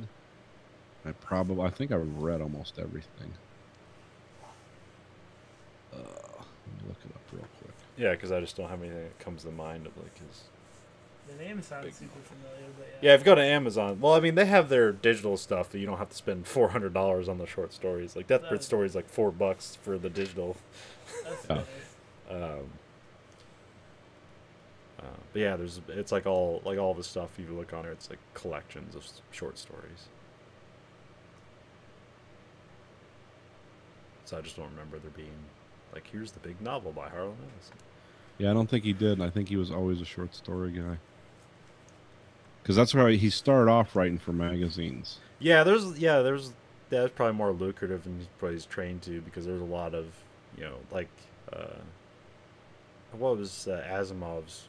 Was it just called Asimov, or was fucking, Isaac? huh? Yeah, but his magazine, was it just called Asimov or something? I like think so, yeah. Yeah, there was like a bunch of like short science fiction short story magazines out there, and you could like submit stuff to it, and you got paid per word essentially. So That's pretty good, then, yeah. The closest he got to novel, the novels were Boy and His Dog and the sequel to that. Okay, yeah. And those were more like novellas. Yeah. I can't. Like I said, I don't. I mean, some of his short stories are like 25 to 100 pages, depending on what you're looking for. But yeah, I don't know if he did many novels, like full length, like multi-series. I'm sure there's stuff out there. Oh, Because a lot of his stuff's so obscure. It's like, oh well, you can find this, and you can find an original copy of this paperback for $70 or something. so Reservoir Dogs. Reservoir Dogs. Catch it. Watch it. It's like a disease. It's like kennel cough. It's very exciting. It's like a good old fashioned Quentin Tarantino movie. Speaking of Quentin Tarantino, what's he doing now? What's his next movie supposed to Once Upon a Time in Hollywood. be? Okay. Yeah. I remember people were talking about it being as like a Charles Manson movie, and then Yeah, that's he it. was saying it was more of like kind of like a culture of Hollywood movie. So that's now it's called So Once it's Upon a about the Time. Me Too movement. That's it.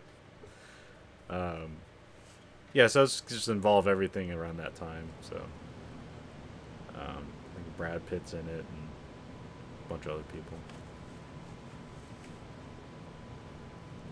Okay. Oh, speaking of one more thing, do you guys have any thoughts on that Chris Hardwick thing? I was gonna say what I know about it is. I guess do we want to introduce what it is first and then talk about it, or? Yeah, please. Well, I mean, I know who he is from his book and his podcast, or he used to do the podcast, The Nerdist. Yeah.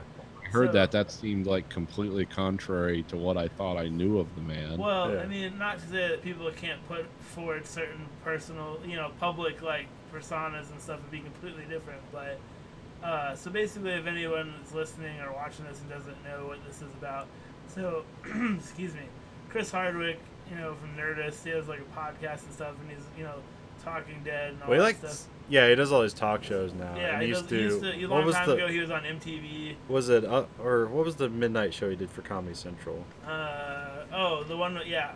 Crap. What was that? It was called? like a fake. Yeah, that was just competition like show. off. It was It was off like At the- Midnight. That's right. Yeah, at midnight he did that. And then The Wall was a game show that he was doing for somebody. He did a lot of things. Yeah, he does because like he doesn't work for Nerdist anymore. He No, like, he sold the hasn't for a company. while, but Okay. Well, he sold the Podcasts. company to Legendary like a long time ago, but like he's still doing like the Nerdist podcast yeah. and everything. Then he rebranded it Idiot or something like that not too long ago before this all broke. But yeah, so basically, like one of his ex-girlfriends wrote a letter like on Twitter, like describing a relationship she was in that was emotionally abusive and all the things that it went through. And it was like by reading it, a bunch of people figured out, oh, she's talking about Chris Hardwick because they knew that she had dated him. And so with the climate that people have now with Me Too and Twitter and everything, like as soon as something like that shows up on Twitter, just right away you're obliviated. Like whoever it is, it doesn't matter. And I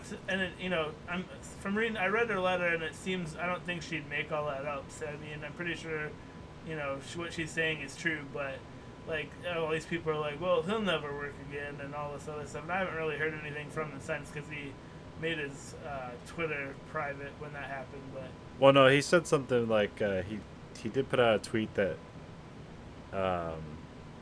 because basically she accused him of basically making sure that she never worked in Hollywood ever again. yeah, that's the other thing. Like once they were broken up, like just blacklisted her and like made it so she couldn't work.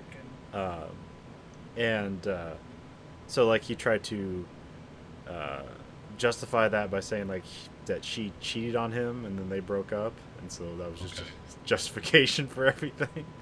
yeah, I don't know if that if yeah. that squares up, but And also I'm not a part of it, so I don't know it wasn't how far it there. goes.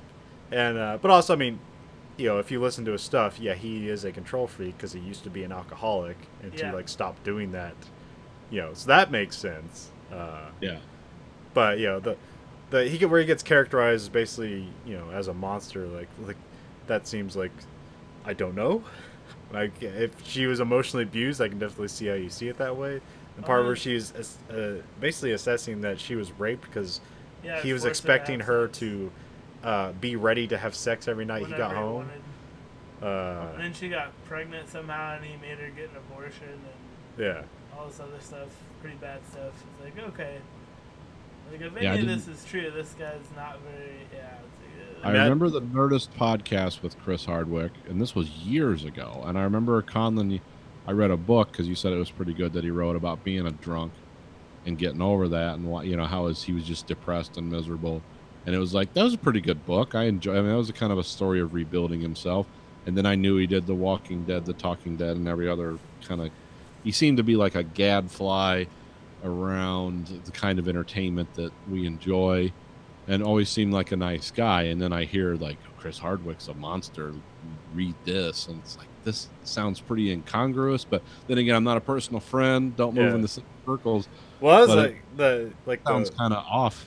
because like Matt Myra, who owns his entire career to Chris Hardwick, who was just like an Apple genius and helped him make the podcast, like put it together. That's how Yeah. Matt Myra got started, and now he like has his own talk show and shit. Like he basically does the Talking Dead version of their after show, their Star Trek after show Okay. for the new Star Trek show. Okay. And he also has a show called like Sidekick, where he's the host of the show, but really he's the sidekick, and the person who's the guest hosts the show. Oh, okay. That's an interesting concept. I like that. But he didn't like defend Chris on Twitter or anything. He just said it was a sad thing and then didn't respond to it. It's like, Oh, so some people are not like immediately like, I will die for him. This is the hill we fight for men's rights. So if we're not hearing that, then there must be something. Well, that's the Yeah. weird thing about like our society right now and the climate on Twitter and other Sorry, places. I'm not sure. See, she doesn't know what to think about it either. Yeah. Anyways, but like, yeah, like immediately when something like that happens, whether we're talking about this or something else, there's one camp that's like, oh no, he or she would never do that. He's a great guy, never did that to me. And then there's other camp, like, destroy his career, lynch him. It's like there's no middle ground at all, and it's kind of like I don't know what was I listening to where they're talking about like, pretty soon we're gonna have nobody like there's gonna be nobody left because nobody's perfect. And people do things all the time. It doesn't mean they should lose their entire life and their entire career, depending on what it is. But, like, And speaking of this, like with Quentin Tarantino, like I thought at one point I heard something about like people are questioning like how him and Harvey Weinstein like they kind of palled around or like knew each other. Like what did he know about all this shit? Like and he didn't say anything. No, he said stuff. Did he say stuff? What did he say? He said he heard rumors, but he didn't do anything about it. Which that I mean, it's like yeah, I know. He knew. Well, no, he said. I think he said something like he knew enough to do something about it, and he didn't. Which is not a good thing, but No. I mean, I can't say that. Yeah, but still. Because he's like really good friends with Uma Thurman, and she did not have nice things to say about Harvey. No. And she had some things about Quentin Tarantino that she didn't like either, but Yeah. Oh, I That guess was they're mainly not, are they because not of friends Congo. anymore? which I'm trying to remember which Kill Bill it was where she was driving like the old convertible or whatever and she crashed it. You know what I'm talking Yeah, about? yeah. Yeah, like she got really like badly hurt in that, and that he had made her do it when she didn't want to do it. Oh, like okay. she like got a concussion and she had like effects of it for a long time, and it kind of fucked her up. And Oh. he didn't really. He's like, oh, it's part of the movie, and she's like, well, that's not good enough. Like it doesn't. It's like, but what I was trying to get around to is like, what do you guys think about that? Like, we're in a society where there's no gray area at all. If someone is accused of something right away, like, well, that's it for that person. Like, let's Well, banish yeah. them. Well, I don't know what you mean. Like that's it for that person. I Just, mean, like people. like when do you think Louis C.K. is gonna come back? I don't know. Probably never. Okay. I mean, if I'm talking about right now, I don't know what's gonna happen 10 years from now. But like, I'm just saying, like, Because I mean, there's different like these stories there's come different out, levels. people get fired or whatever, released, or even Yeah. look at Matt Lauer. Sure. Like he's slowly coming back or whatever. Where is he coming back? I don't know. He's just like slowly around Okay. places. I like nobody's like hiring back officially, but I don't think. But yeah, like not all these things come with like a court case. Like there's no end oh to no, it. yeah, not well. Like Harvey Weinstein. Like, there's for not, example, like- he's been, he's Yeah. yeah. So that's like something like you can acquire I evidence. guess I would say like and in, Bill the Cosby court and of stuff. public opinion, people are like persona non grata after like, like Garrison Keillor is an example. Like what happened with him.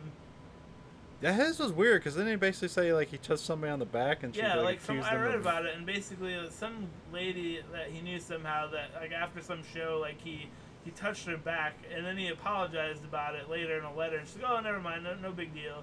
And then a couple, whenever this started happening, where people were starting to bring all this stuff up, she brought it up again for some reason, and then immediately they canceled his show, took his name off of it, and yeah, I don't know what he's up to nowadays, but like that doesn't seem like something you should lose your show over. Like Yeah. if you apologize for it, like I don't know, it's just weird. But yeah, just Well, right. it seems like a lot of things in our society right now, though, it's just people running on pure emotion. Yeah. It just everything is the most extreme interpretation. Nobody really has a chance to explain or provide any kind of context. Because if you're really doing fucked up shit Yeah. and you lie about it, and then everyone who knows you is like, oh no, he's a fucking weirdo, Yeah. then that's going to look bad. But you're not even getting that chance. You're just No. like, as soon as anyone says anything, you're the worst possible human being that ever lived. And this is supposedly, if you talk to the real radical people that are pushing that agenda, it's like, well, maybe some of these people don't deserve to get fucked, but women somewhere have been wronged, so we can never, if anyone gets accused, they're just getting swept up into it, and it's really other men's fault anyway. It's not Garrison Keillor's fault or something like Yeah. that. It's and that's just like, oh yeah, that's a viable standard of justice. You want to know why Trump won the last election? Keep pushing that kind of agenda, and you're going to see even more shit like that. So yeah, that's just people overreacting, people feeding on emotion, people that don't really have a lot to bring to the table are now suddenly they're the center of attention. Finally someone's paying attention to me. I think there's a lot of things baked into this that are bad. And then sometimes you get people like Harvey Weinstein, which are just fucking psychopaths. Well, Yeah. there's plenty of Dicks. women who come forward about sexual assault. Like, I don't know the statistics necessarily, but they're not all lying. No, Yeah. I'm not saying that at all. Like, but like, I And don't know. it seems to be that a lot of the quick ejections that seem to be happening with these things is that somebody in the company has heard rumor before, and why these things get expedited is because they know they don't have a case to stand on, in at least they may have a case to stand on in court, but not in like court of public opinion with enough information flowing around that we can gather enough evidence to make it look bad. Yeah, Yeah. it's not like, you know, back in the golden age of Hollywood where they had fixers and people that could bury stuff. Now you can pretty much find out anything you want to find out eventually. So that makes sense. But yeah, it seemed like with Chris Hardwick, like he got married recently, so you Yeah. kind of assumed like he's not like running through women and doing this thing too. It's like this is the one instance that we know of. So Yeah. it seemed kind of out of character, but That just struck me as an odd one. That one and the one Matt mentioned, the one with Garrison Keeler. It's like, yeah, when I think sex pervert, I'm not thinking that one seemed to that one seemed like pretty not justified, but also I don't know the whole ins and outs of Yeah, it. exactly. I only But know that what's one out- seemed to get kind of like caught up in Because I think the that Me was Too the timing movement thing. 'Cause stuff. that was around like Al Franken's thing too. So they're like, Yeah. oh, another one of those. Well, Al Franken's one. It's like literally photo evidence, so you no, couldn't no, deny yeah, that. no, I'm not denying. I'm just saying it was just bad timing that she. Well, and the thing with Garrison Garrison Keeler too is you got to look at who he was working for. That's Yeah, NPR. It's the most reactionary left-wing thing you can find in this country anymore is NPR. So it's kind of like, yeah, okay, they're gonna go. Of course, they're gonna go along with stuff like that because how could they? Well, yeah, they're They're not so gonna have sanctimonious about everyone else. Why not one of their own employees? yeah, they're not gonna have a telethon for his legal defense or anything. Like, yeah, No. help support Garrison Keeler. But, okay, yeah, I was just curious of your thoughts on that. I thought you might have known more about it than me, because to me, for the few media products of his I consumed, it's like that's not the vibe I got. You know, like when they came out and they said that Bill O'Reilly was paying women off and waving his pecker around. It's like, oh yeah, absolutely. I can see that. Didn't doubt that for a second. But Do this you guy, think people back in the day thought the same thing about Fatty Arbuckle? Like, he seems like a nice guy, but. Rape you with a wine bottle. I never got Yeah, that that's vibe from watching weird. him, Didn't know he did I remember that. when I heard about that from Kevin Smith. I was like, what? And I went and looked it up on the internet. I was like, oh, that shit's true. That's so outrageous. It's like, I can't believe that. But yeah. I don't know. But that's just lack of information. It's like everyone thought those Hollywood guys. It's like, oh, he seems like a cool guy. I like his movie. You didn't have some internet database you could go home and scour and talk to everyone, every mistress and every angry person coming out of the closet, finding out all the awful stuff. I mean, this is like, who's the other guy? Oh, Johnny Carson. It's like, look at all the weird shit that's come out about him. It's like he seems like kind of a vaguely socially awkward, funny guy. And then you look into his personal life, it's like you open the door to hell just a crack. Like, whoa, what the fuck? But you see, nowadays, a guy like that wouldn't last 5 minutes. I mean, you can't get away with that kind of. And he wasn't really a serial womanizer. He's just a very abusive person. Yeah. It just was a mean, angry guy. And I mean, after you die, when your own kids are like, yeah, fuck him. It's like, whoa, that's somebody didn't like Dad very much. But the thing with Louis C.K. was also interesting because, like, just before that happened, there was a show called One Mississippi. Oh yeah, Tig Notaro, Yeah, and she basically had an episode where, Yeah, I like, saw that that episode. happened with like basically the Louis C.K. thing happened. Where he just masturbated in front of somebody because he thought it was cool. It's like, well, I'm not having sex with anybody, so it's cool.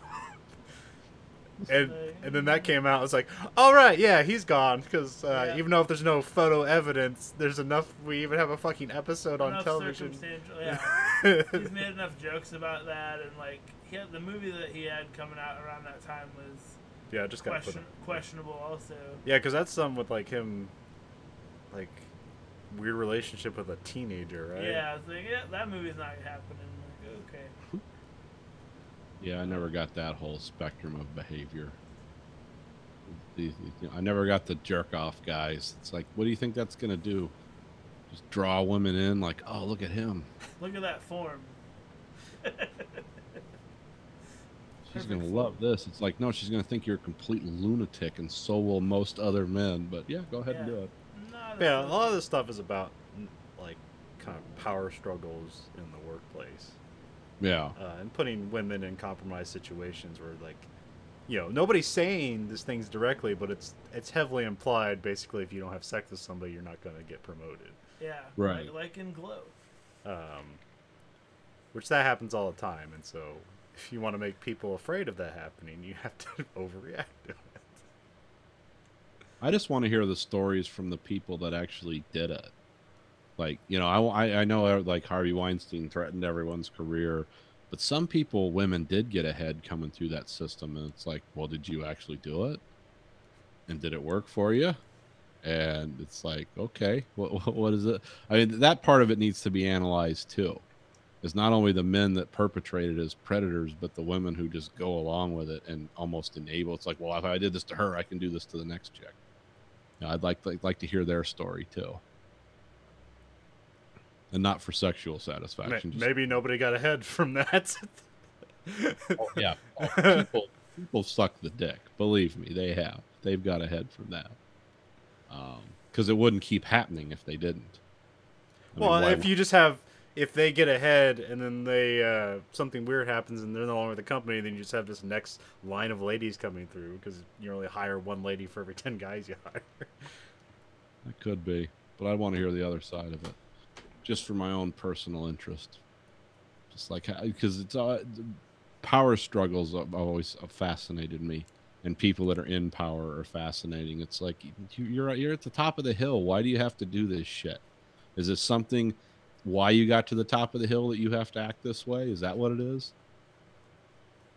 Because you've never heard about like the well-adjusted people that he suddenly came out of the closet like, oh, he was a sex monster. It's like, no, you knew these guys were fucked up from the word go. It's just you want to know why. What are you getting out of that? But that gets into more human psychology than something you could have a 5-minute analysis of. All right. Well, I think we've ran this conversation into the ground. Yep. Reservoir Dogs. Reservoir Dogs. Woo. This week, the American Greed Factory podcast is Nathan. It's Conlon. Matt. Goodbye, America.